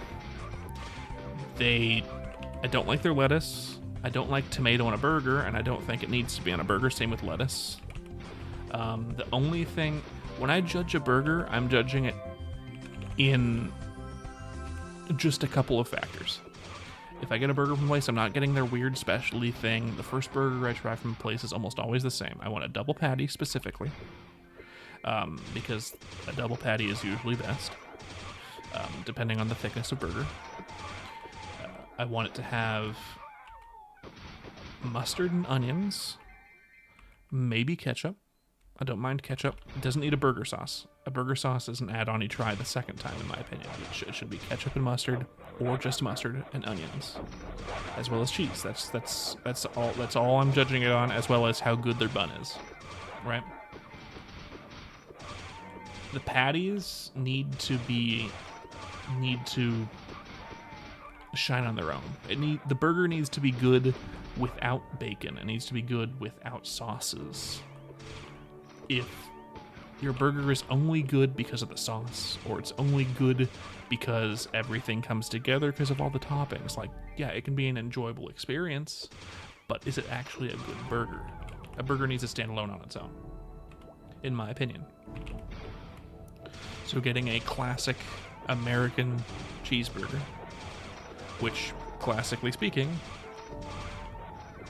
bun, burger, cheese, onion, raw onion, and mustard. That is the classic American cheeseburger, right? I want it to be a double just so I can taste the meat more.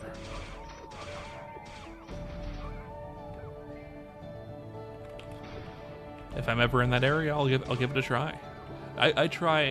When my wife and I went across country, we basically went on a burger tour, right? We wanted to try all the good burger spots that were on the way. Unfortunately, there weren't that many on our route of like the best ones ever, but we kind of went out of the way for a couple places and tried a few. And here's my opinion on people's taste in food. I think most people don't know what the hell they're talking about when they say some place is good. I think most people are judging it based on the atmosphere, based on the service, and based on whether or not it has good alcohol. For the most part. I don't think most people are judging food based on the food. They're judging it based on how it felt to eat there, not how good the food was. So you'll find people that will say, oh yeah, this place has fantastic food, and it's terrible. So for example, my wife and I have heard rave reviews of a taco place in town where we live. We live in the Midwest now. We're from California. We know good Mexican food, right? We live near San Diego.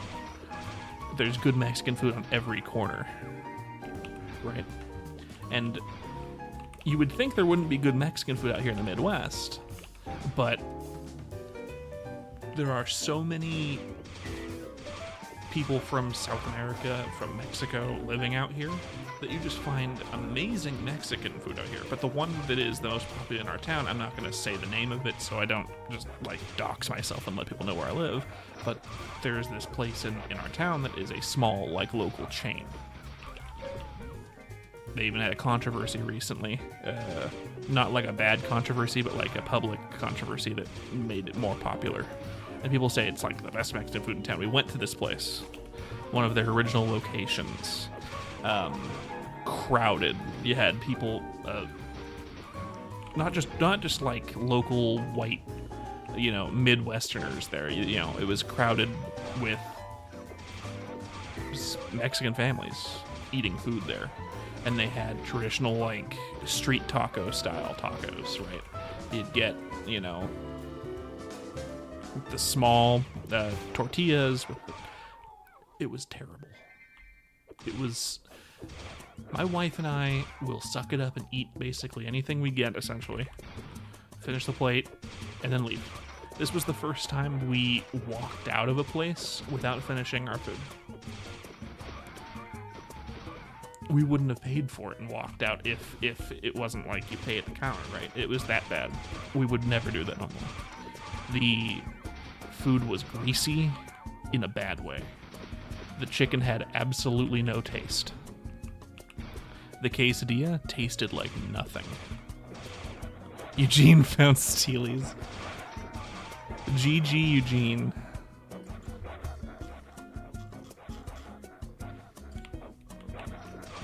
I guess they're going straight to Dino. Maybe. Unless Eugene is also an assassin. I don't think he is. Anyway, I think most people don't know anything when it comes to food. They'll judge it based on the drinks and the atmosphere, and they will eat anything. And I love food, okay? I want food to taste good. I don't want alcohol to make... I don't drink at all. I never have. I don't like alcohol. I don't want to be impaired of thought. So I don't drink.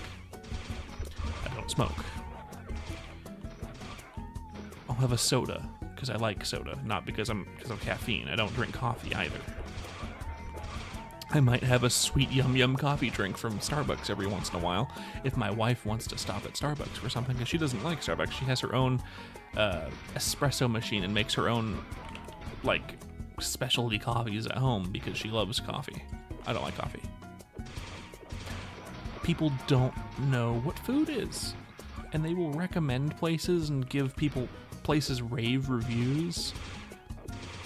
I find the best places with the best food, actually good food. If you look on Yelp, he bought Steely's. What a troll. If you look on Yelp, the places with the best food have between 4.0 and 4.2 stars. The places with more than that are mostly judged on their alcohol and their atmosphere. The places with lower than that usually also have terrible food as well as terrible service. It is the places right in the low 4 stars that are usually pretty good. We found a really great Mexican place here. The burger place we tried today had a really high rating. We usually go for high ratings first and then go down down the list, but we usually find that the mid 4 stars, low 4 stars are what are good, right? This place was an outlier. It's usually not like that. Usually the high rating places aren't very good, food-wise. But I like good burgers.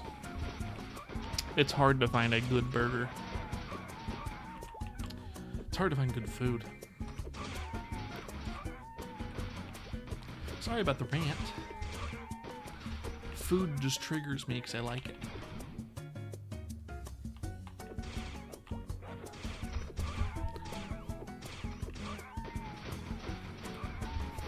Eugene gave up and bought Steely's. That's very funny. Let me check the Discord. What he's fucking say?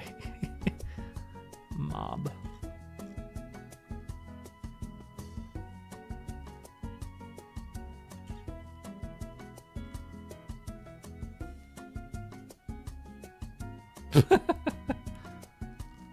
No drop, people. Relax. Very funny.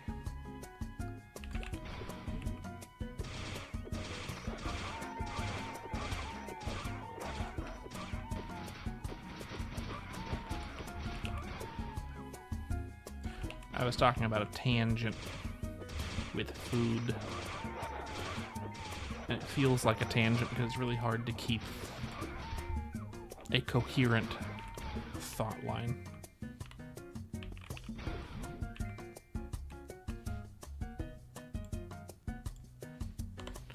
Noob. Perfect.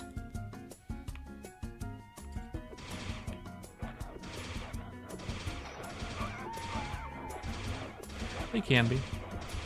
Homemade burgers usually taste terrible, though. Most people don't know how to make them.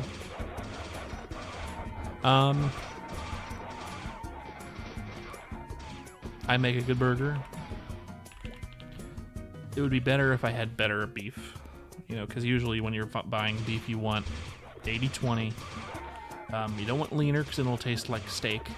And you don't want it fattier because then it'll shrink like really a lot, right? So 80-20, though the most common, is also probably best. The problem is, depends on where you buy the beef, right? What would be best is to grind your own beef, which I might start doing soon because I'm getting my wife a stand mixer for Christmas. And maybe I'll get us the meat grinder attachment eventually, so I can grind our own beef. But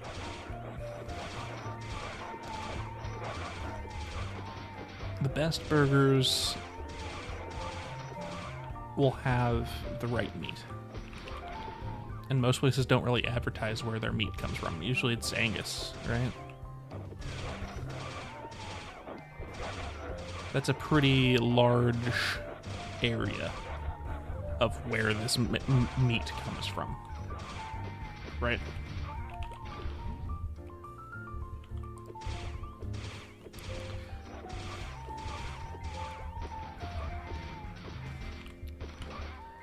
But I can make a good burger. For a homemade burger, honestly, I always say that, oh yeah, we used to, recently moved away from California, but my family is, at least on my dad's side, very into sailing. I know this sounds like a really weird tangent when you ask about buffalo burgers. Really into sailing.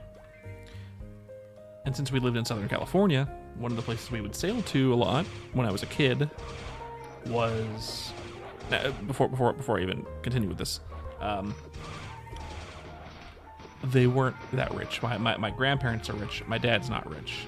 He got his like of sailing from his dad, who is rich. He's not rich. He doesn't have we don't have a big boat.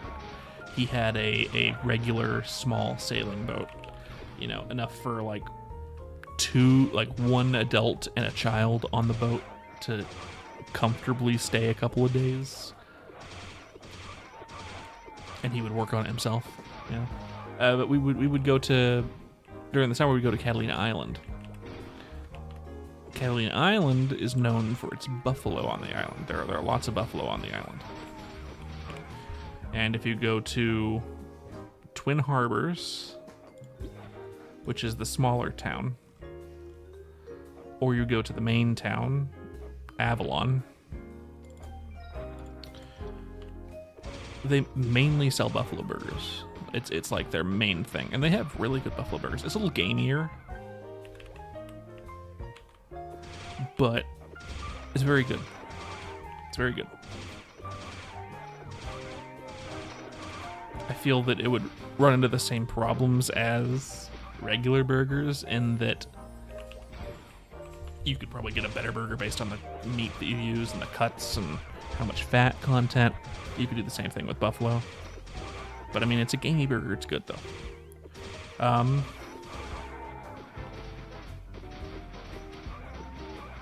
It needs a really sharp cheese with buffalo.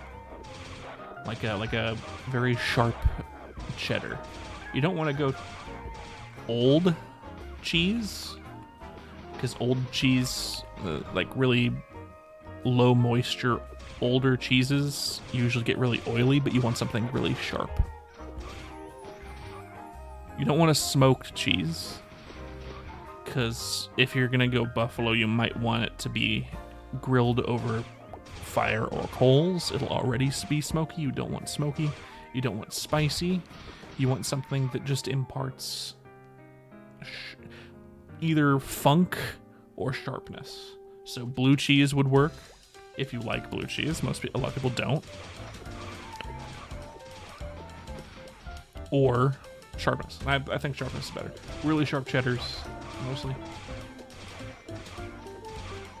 Like a medium moisture, really funky English cheddar would be very good.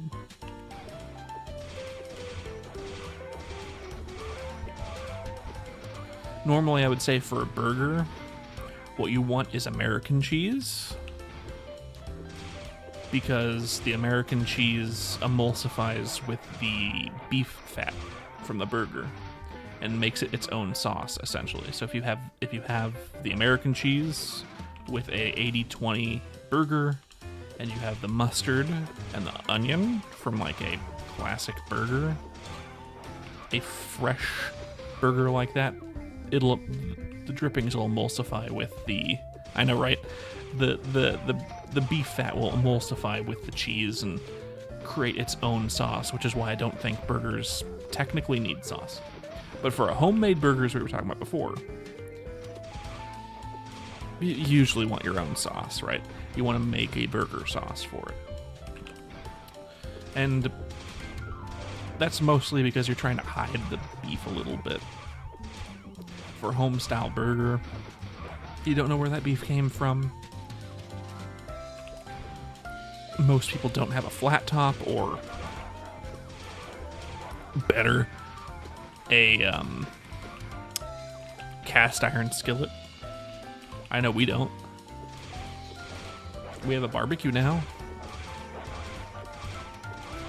but you can't do that every time of year. So you need to hide the not super great quality beef that you can't caramelize by smashing it, by making smash patties, because you don't have the right equipment for that. You need to hide it a little bit with a really good sauce. It's not difficult to make a good burger sauce, though. For me, when I make a burger sauce, I eyeball it, but the ingredients are usually just ketchup, mustard, mayo, so like the regular burger sauce in equal parts, maybe a little bit more ketchup than mayo. A little bit of whole grain mustard, so not Dijon, but whole grain, a little bit, just like a spoonful. A little bit of Worcestershire sauce, granulated garlic, and onion powder, smoked paprika, salt and pepper, lots of freshly ground pepper specifically. And then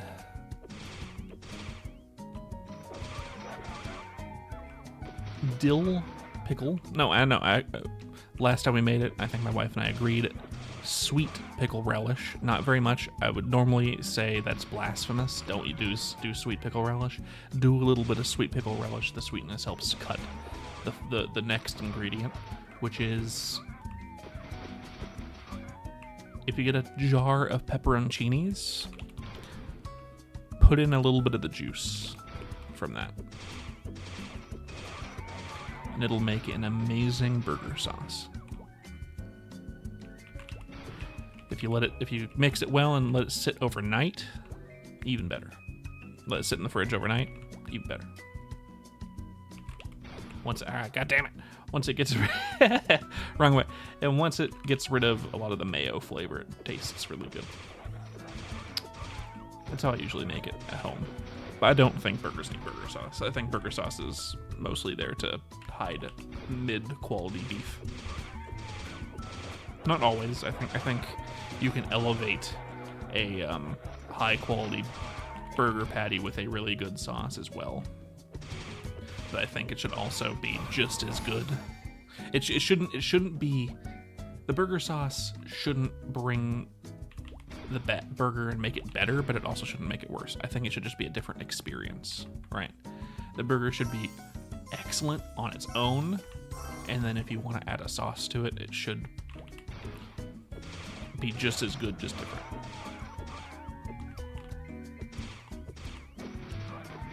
If I had interest in running a business and it was a restaurant, it would be a burger place.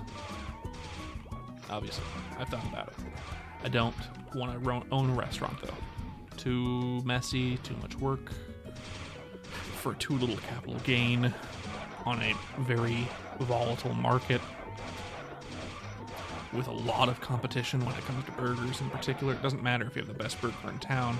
If no one goes and eats your burger, you're not going to stay open very long. So I wouldn't open a burger place even if I wanted to. A burger stand would probably be better. I open it on weekends, but that would be better in a bigger town than where I'm living. I'm living in one of the bigger towns in Indiana, right? Not Indianapolis, but one of the bigger towns therein. And if you're opening a burger stand, it would be better in Indianapolis or Chicago, or LA is probably best.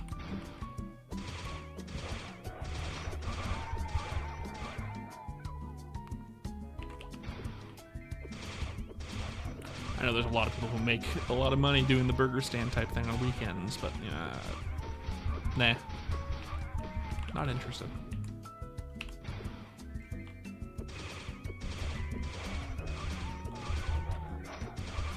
I want people to experience good burgers, yes, and I'd like to be the person to show them good burgers. But if I was to do something like that, I wouldn't be someone who opens a burger place, most likely, I don't think.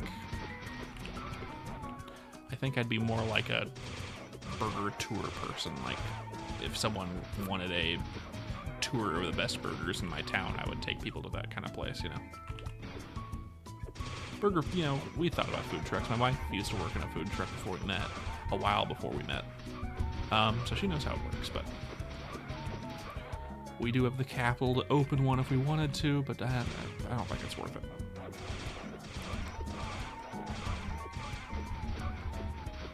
It's a lot of hard work for a business that I don't think either of us want to run. If we had the sheer amount of money to open a place like that could then work independently with people we hire and we never had to touch the damn thing, other than financially, and like menus and making sure quality control every once in a while, making the recipes and things, that would be cool enough. But that would essentially be Rich Boy makes burger place that they want to eat at. And we're not that rich. We aren't rich.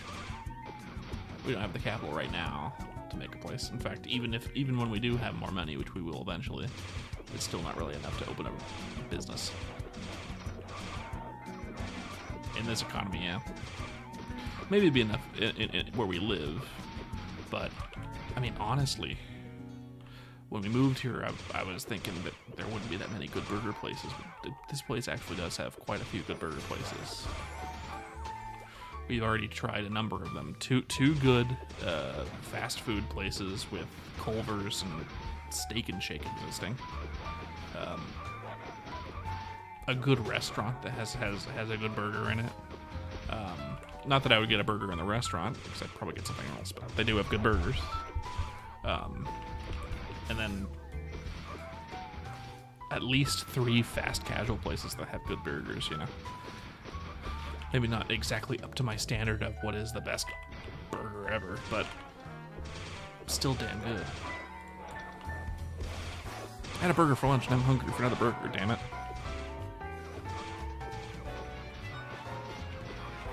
It's a very American statement to say that I love burgers, but man, oh man, do I love a good burger.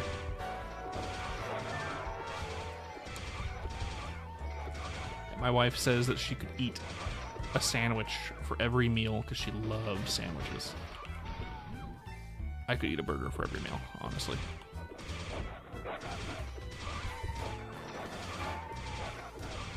I don't get the milkshakes because I'm overweight. I try not to get fries because I'm overweight.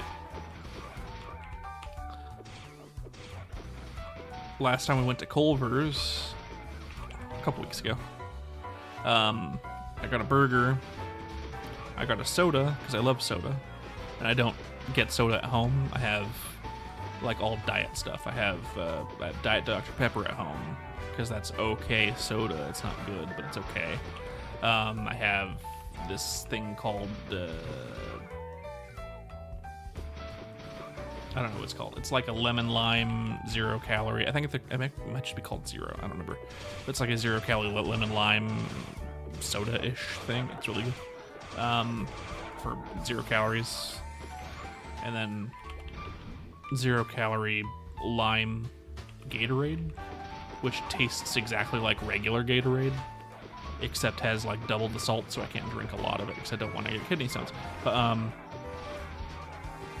last time I went to Culver's, I got their, instead of fries, I got their steamed broccoli, which is good. I like broccoli.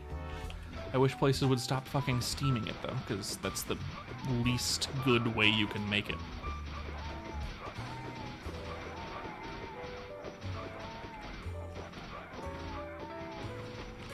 The reason why elderly people, like your grandparents, make vegetables that way is because you had to heat it up hot enough and for long enough to kill all the bacteria in it. That's what they were taught when they were children. That's what they grew up with, and they had to make it that way in order for it to be safe to eat. Nowadays, you don't have to do that. You can make it good. Very, very easily. Just put it on a sheet pan with the smallest amount of oil. You don't need very much at all. Just a very small amount of oil. Salt and pepper, and put it under the broiler for 5 minutes at most. And it'll come out crispy, a little charred, and delicious. Add a little bit of garlic if you want to, if you feel crazy, you know? And you can do that for basically any vegetable. And it'll be delicious.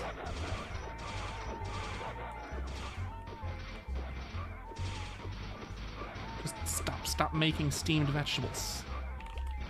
Put stuff on it. Make it tasty. Like personally, I think broccoli is fine steamed. Brussels sprouts especially. Actually, to be fair, Brussels sprouts even steamed nowadays are much better than they used to be. In the 60s and 70s, they were very, very nutritious, but they were more bitter. The bitterness was bred out of Brussels sprouts in the last 30 years, so the Brussels sprouts that our parents and grandparents grew up with tasted way worse than the Brussels sprouts we have now. They're not as bitter. They're way more savory than they used to be. A little sweeter too. So yes, every vegetable, including Brussels sprouts, make them properly. Don't just boil the hell out of them to get rid of bacteria, because you don't need to do that anymore, for the most part.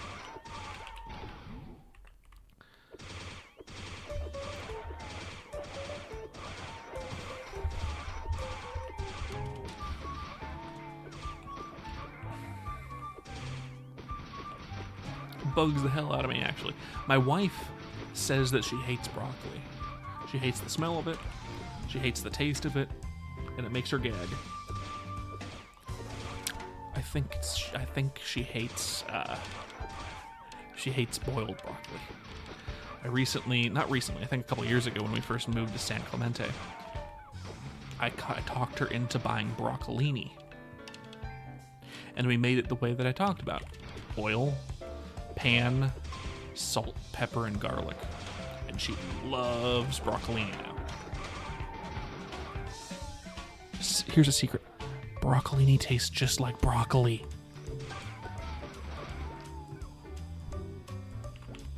She'd love broccoli if we just made it right. But stigmatism. She doesn't know that. If you're watching the stream right now, I'm sorry. I should have told you broccolini tastes just like broccoli. I don't think she's watching the stream right now, though, so I shouldn't need to apologize, but just in case. It's fine, broccolini is easier to cook, though. It is more fancy. You don't just eat the florets of broccolini like you do with broccoli, where you have to cut up the broccoli. It's a little bit more expensive because they sell them in smaller batches, but it's easier to deal with and to cook because you just take it out of the package, wash it, and then cook it. You don't need to cut the florets off the stalk. You actually eat the whole stalk. But it tastes the same.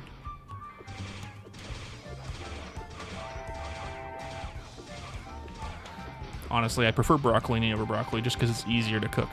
I don't have to do any prep work with it, really.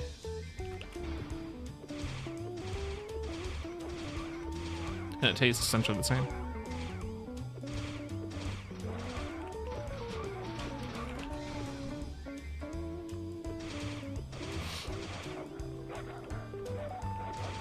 You can cook any vegetable like that. Salt, pepper, very little amount of oil, and maybe some garlic, and it'll be delicious. Throw it in the oven, throw it into a pan, whatever you want to do. Let it crisp up. Delicious. Don't just boil it.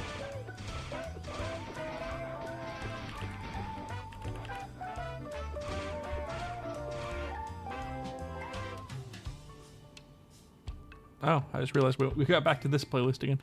Funny. We don't know in a while. Anyway. Yes, it does sound more fancy, though.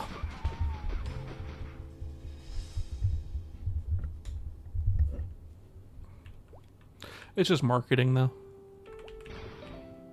It's been around as long as broccoli. It just used to be called baby broccoli.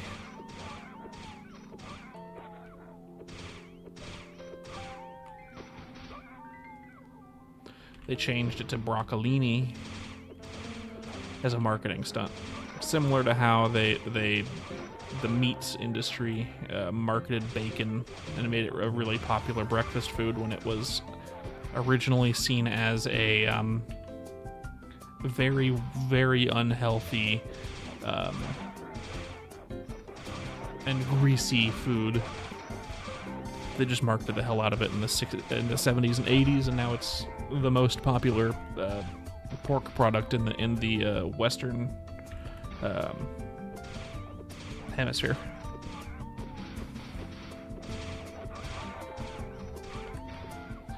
Yeah.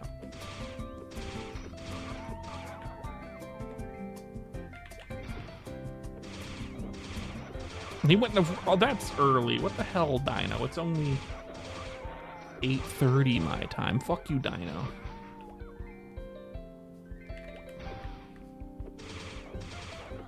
Already, let me check. Let's see.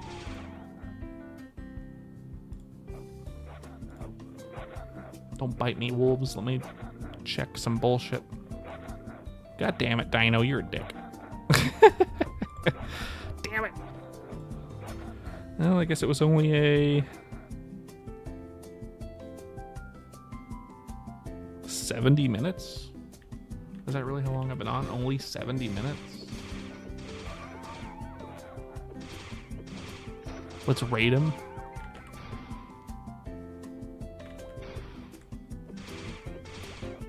What with my 2 viewers? 4 viewers?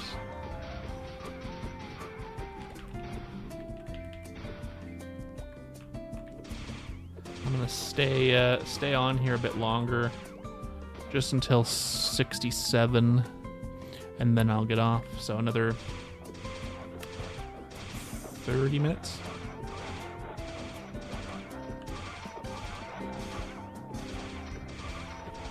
Steal away some of his viewers for a few more minutes.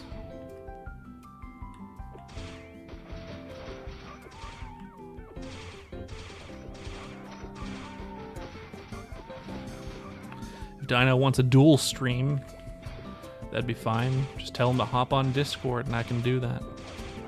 Are you leaving, Bote? Gonna abandon me for Dino? Fine.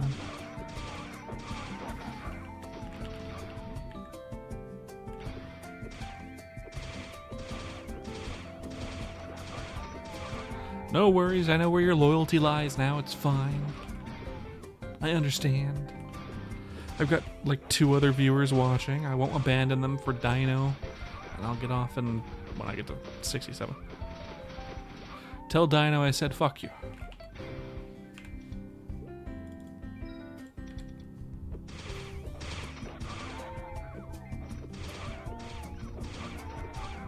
You'll try? Sure.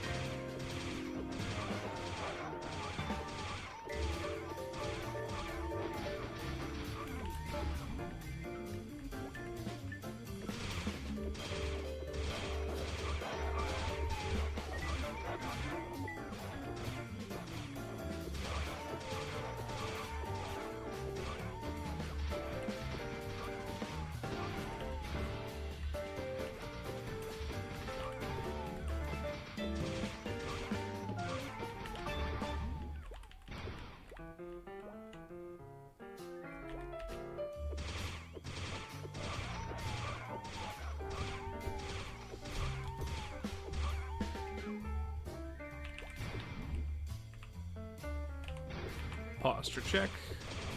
Try not to sit like a shrimp. I will try not to sit like a shrimp.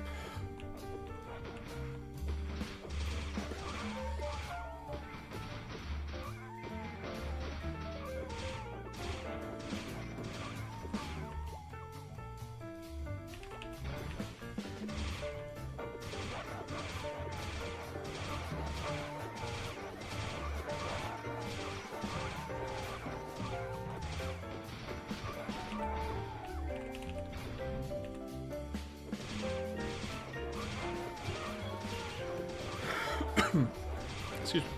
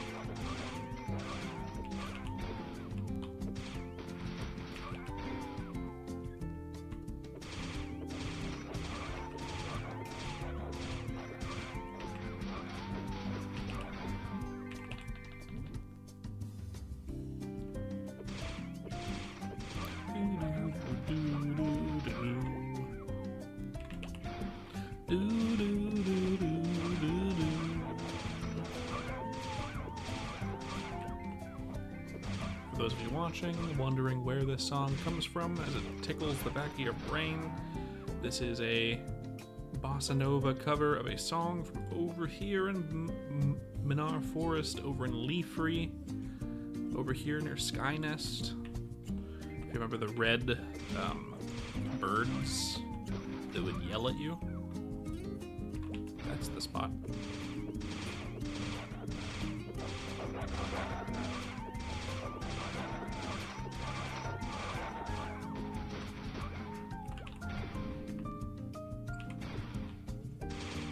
I don't know if it was anywhere else in Leafree, but I know it was there at least.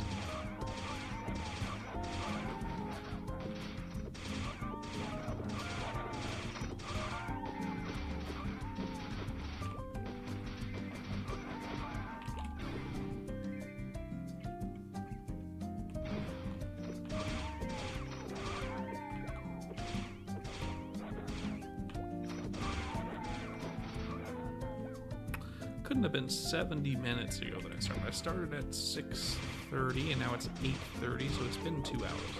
I think my stream is saying that I started much later than I did. It's been at least 2 hours. Ain't no way it's only been an hour and 10.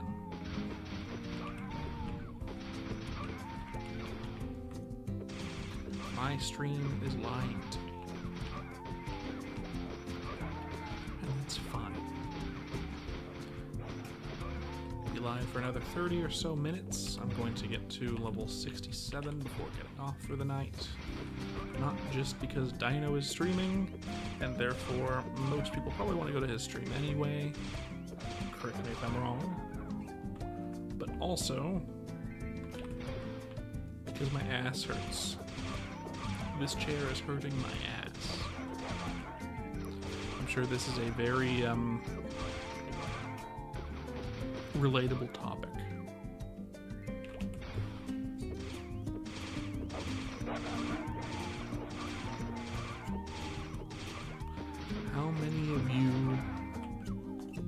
How many among you does your ass hurt because you're sitting in a chair that hurts your ass? Raise your hand.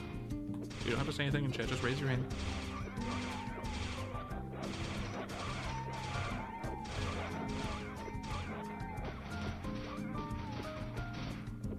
All four of you? Excellent.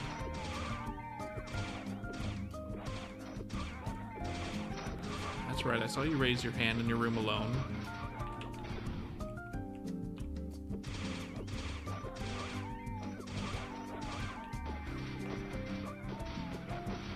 I saw it, yes.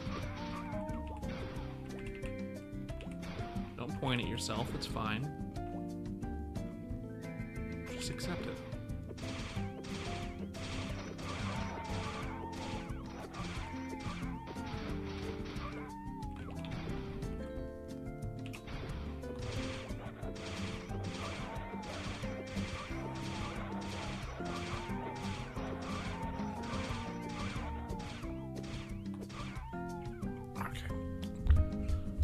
Sit back like a shrimp for a minute longer. Not really, but at least sit up rather than leaning back.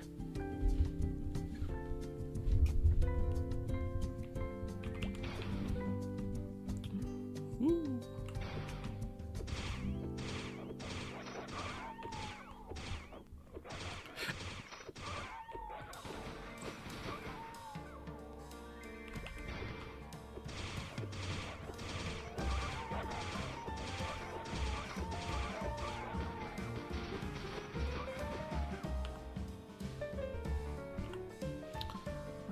On this computer, that's fine.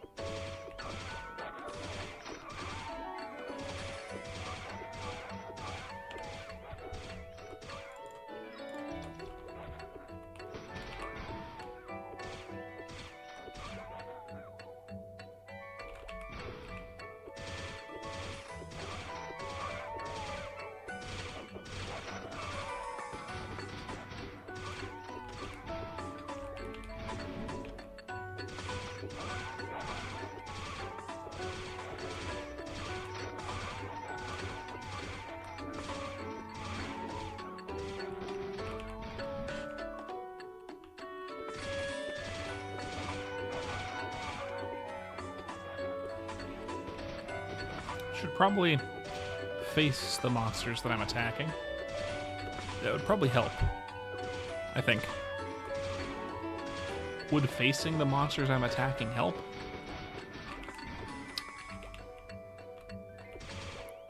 Just asking.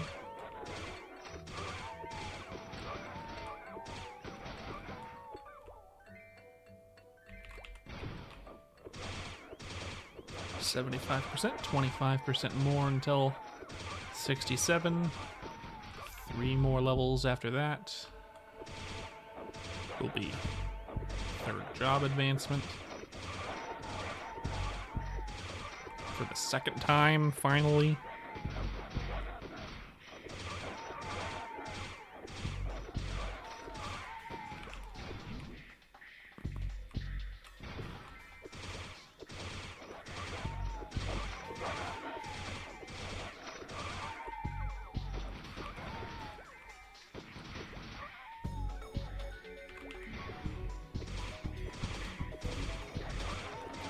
I might do it one more time on Artale with a paladin eventually. Once I get bored of my gunslinger, assuming more content doesn't come out soon. And I have to compensate by making another character, because this character's going to get high level pretty fast, probably.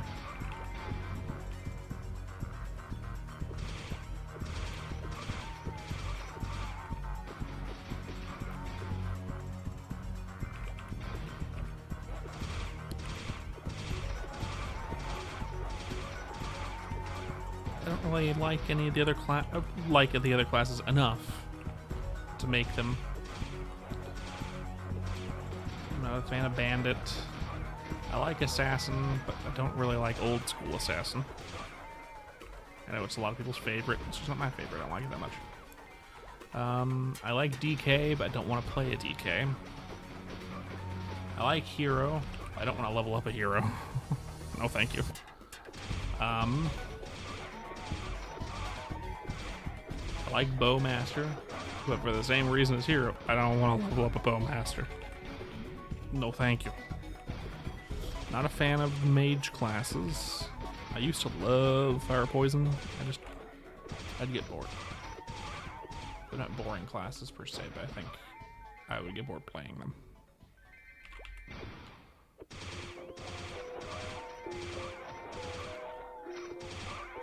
Definitely not a Buck. Buck is just sad to play in Artale without 4th job. What am I missing? Thieves, warriors, pirates, magicians, rangers. Yeah, so my main is a crossbowman. So I might make a paladin once I run out of stuff to do.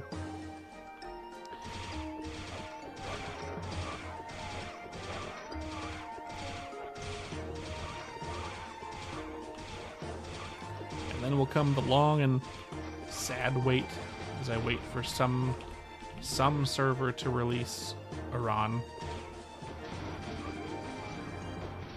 which could happen in the next 6 months, but it might not happen in the next couple years. That'd be very sad since Aran doesn't exist anywhere else anymore, not even in GMS.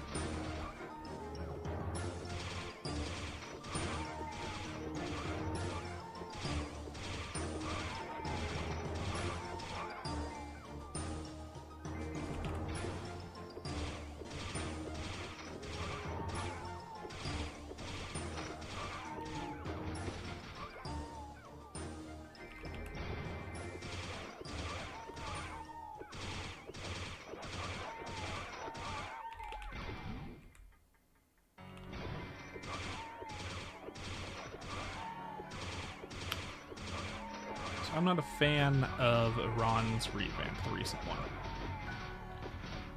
I did post my opinions on it at some point when it was announced. They got rid of its class identity.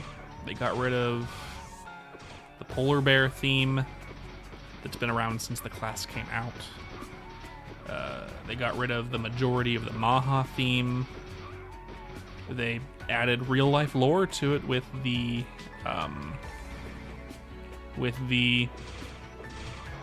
like beasts, the Chinese mythological creatures. They got rid of a lot of its class identity with this last update. It feels more like a mage now than a warrior, right? In my opinion, if they were to revamp the class, which didn't really need a revamp, it really only needed a rebalancing.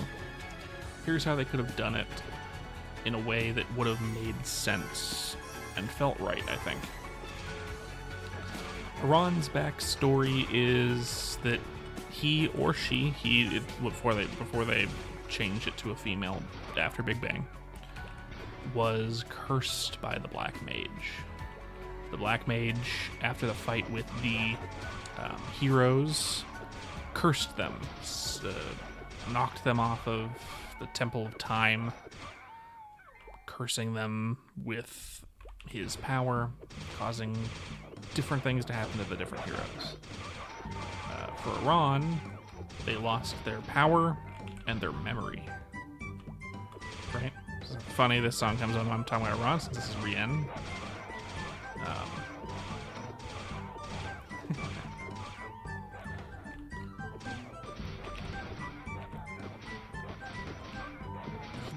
He gained ice powers because of his connection to the ice and the Black Mage, right? It's uncertain whether or not he had ice powers before the Black Mage, so what I would do in a revamp with Aran, if I was to revamp him, I would make it so his ice powers come from the curse of the Black Mage, right? His ice powers slowed his polearm, infusing it with ice, and all the ice abilities are look like his old abilities, right? So it would be Maha gold themed abilities that are covered in ice and blue, and many ice abilities that are just ice abilities that were derived from the Black Mage's powers. And as you gain levels in Aran, what you're getting is more of the original Aran kit back.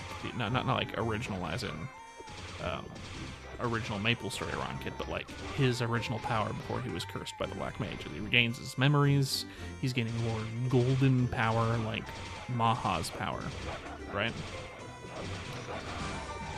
When he releases his power with Adrenaline Rush, which is a newer Aran skill, allowing him or her to harness the power of who fucking knows. There's no lore behind it in modern Maple, but the lore would be Adrenaline Rush would be unlocking the curse for a moment, gaining back the old power that he used to have. And what it would be is maybe Aran's hair color was gold before the Black Mage fight. And after the Black Mage fight, after being frozen in ice, their hair turned white. So when they unlock their powers, their hair turns golden, like it used to be. Their weapon turns into Maha, and all of their skills gain that golden hue. And instead of having the flames on the edges, it's like, because the border of the screen would be covered in flame when you use Adrenaline Rush, but instead it would be covered in this golden hue because you're unlocking your old power. And as Adrenaline Rush runs out, that golden hue starts to be enveloped by ice. Eventually a sound cue would hit, like an ice sound, something cold sounding. And Aran would wince in pain with a voice line, and Adrenaline Rush would end, and you'd go back to your previous power with ice abilities. I would get rid of a lot of the theming that it has gained up over the years with using mystical beasts that don't make sense, and keep its original theming. You have polar stuff and get a fourth job with the polar bear and the ice wolf, and you have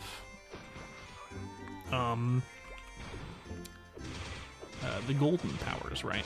But I would make it so the golden powers are covered in ice unless using Adrenaline Rush. And fun thing about the bear and a wolf, there are wolves that are not white, and there is a bear that exists called a sun bear. So when your powers are enveloped in ice, you use a polar bear. But when you are unleashing your old power before you were cursed, you're using a sun bear. Right? That would help cohesify its whole theme. But instead they embraced the Chinese mythology, got rid of its old identity, and tried to forge a new identity without actually fixing its backstory. And they even got rid of Ma. I don't understand it. They could have made it great. But instead they took all of the character from the character and turned it into a mage that summons pets as its weapon.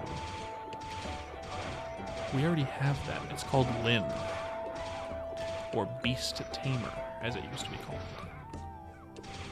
That already exists. We didn't need that. What it should have been is a hero of gold that has been cursed with deadly ice, who lost their memory due to the curse of the Black Mage, and as they regain their power and their memory, they unlock some of that latent power. However, the curse of ice always creeps back in by 4th job and maybe even 5th job. Perhaps Aran has mastered this ice, taken it in as a new subset of their power.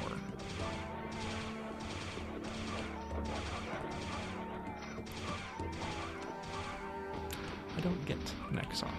I don't get their decision of weird themes. They could have made it very interesting.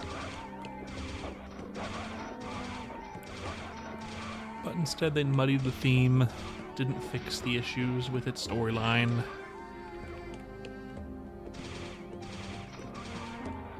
Whatever, Nexon, it's fine.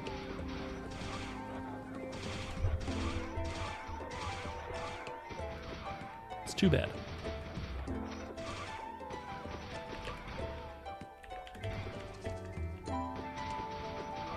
Should have just been a cohesion of its theme. Instead, they just made it more confused.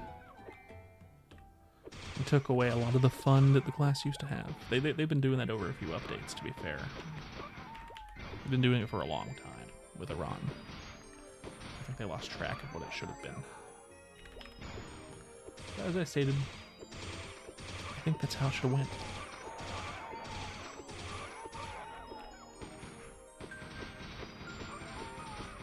It doesn't need flames with adrenaline rush. Aran's never been a flame character. They've been gold and ice. Use the golden ice. Make the ice the Black Mage. Make the gold Maha and its original power, and just...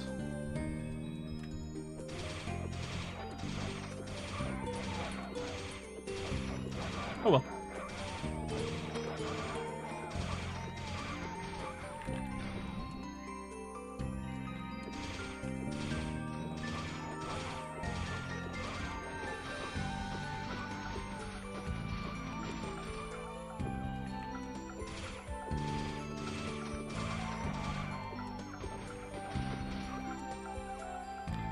Well, that Twiz guy left. Unfortunate.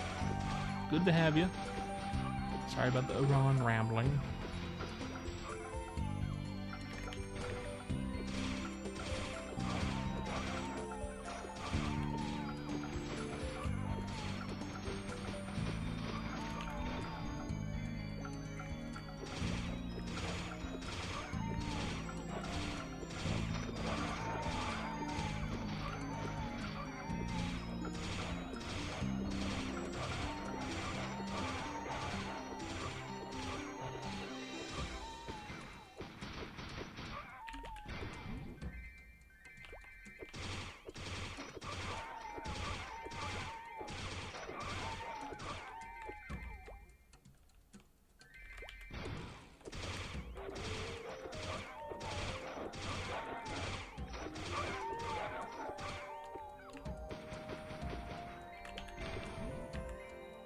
Ten more minutes, it'll have been 3 hours, and I should be about how long it'll take me to get to level 67.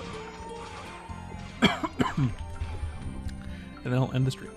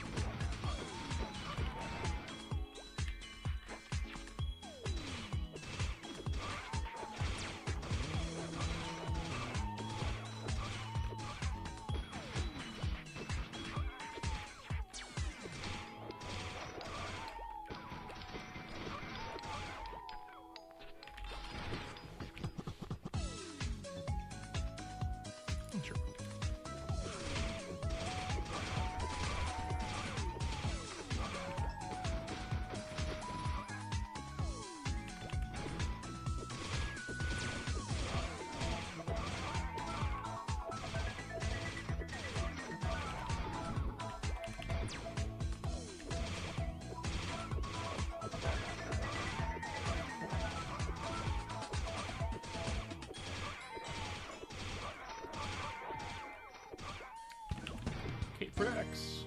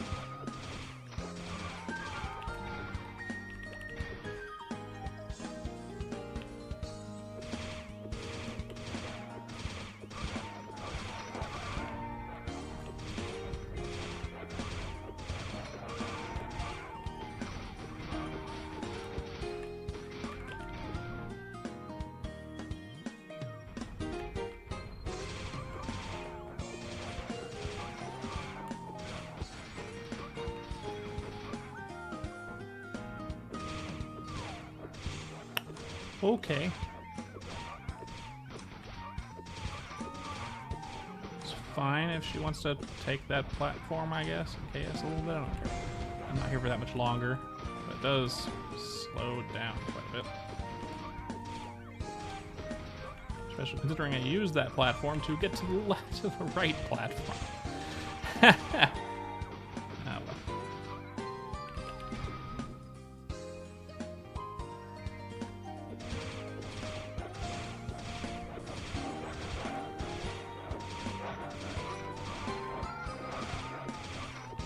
There's so many channels you can take, really, honestly.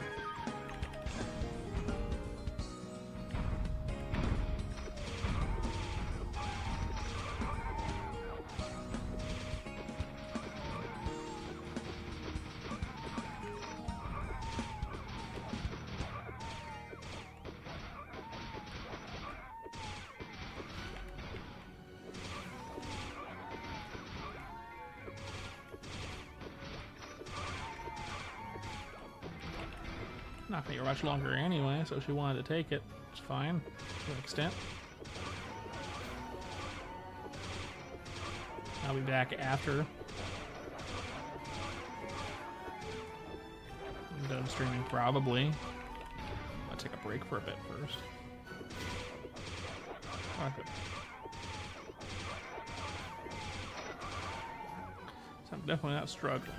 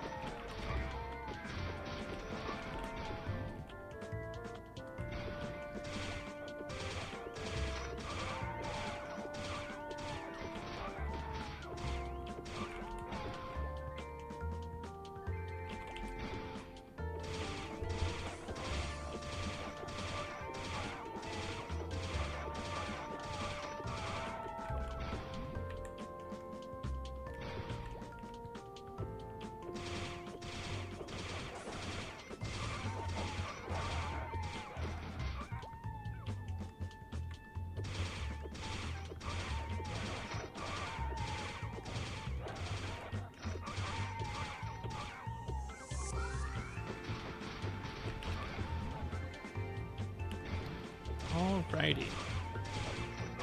And with that, I'm currently at 67. Thank you all for watching, and I will see you all next time.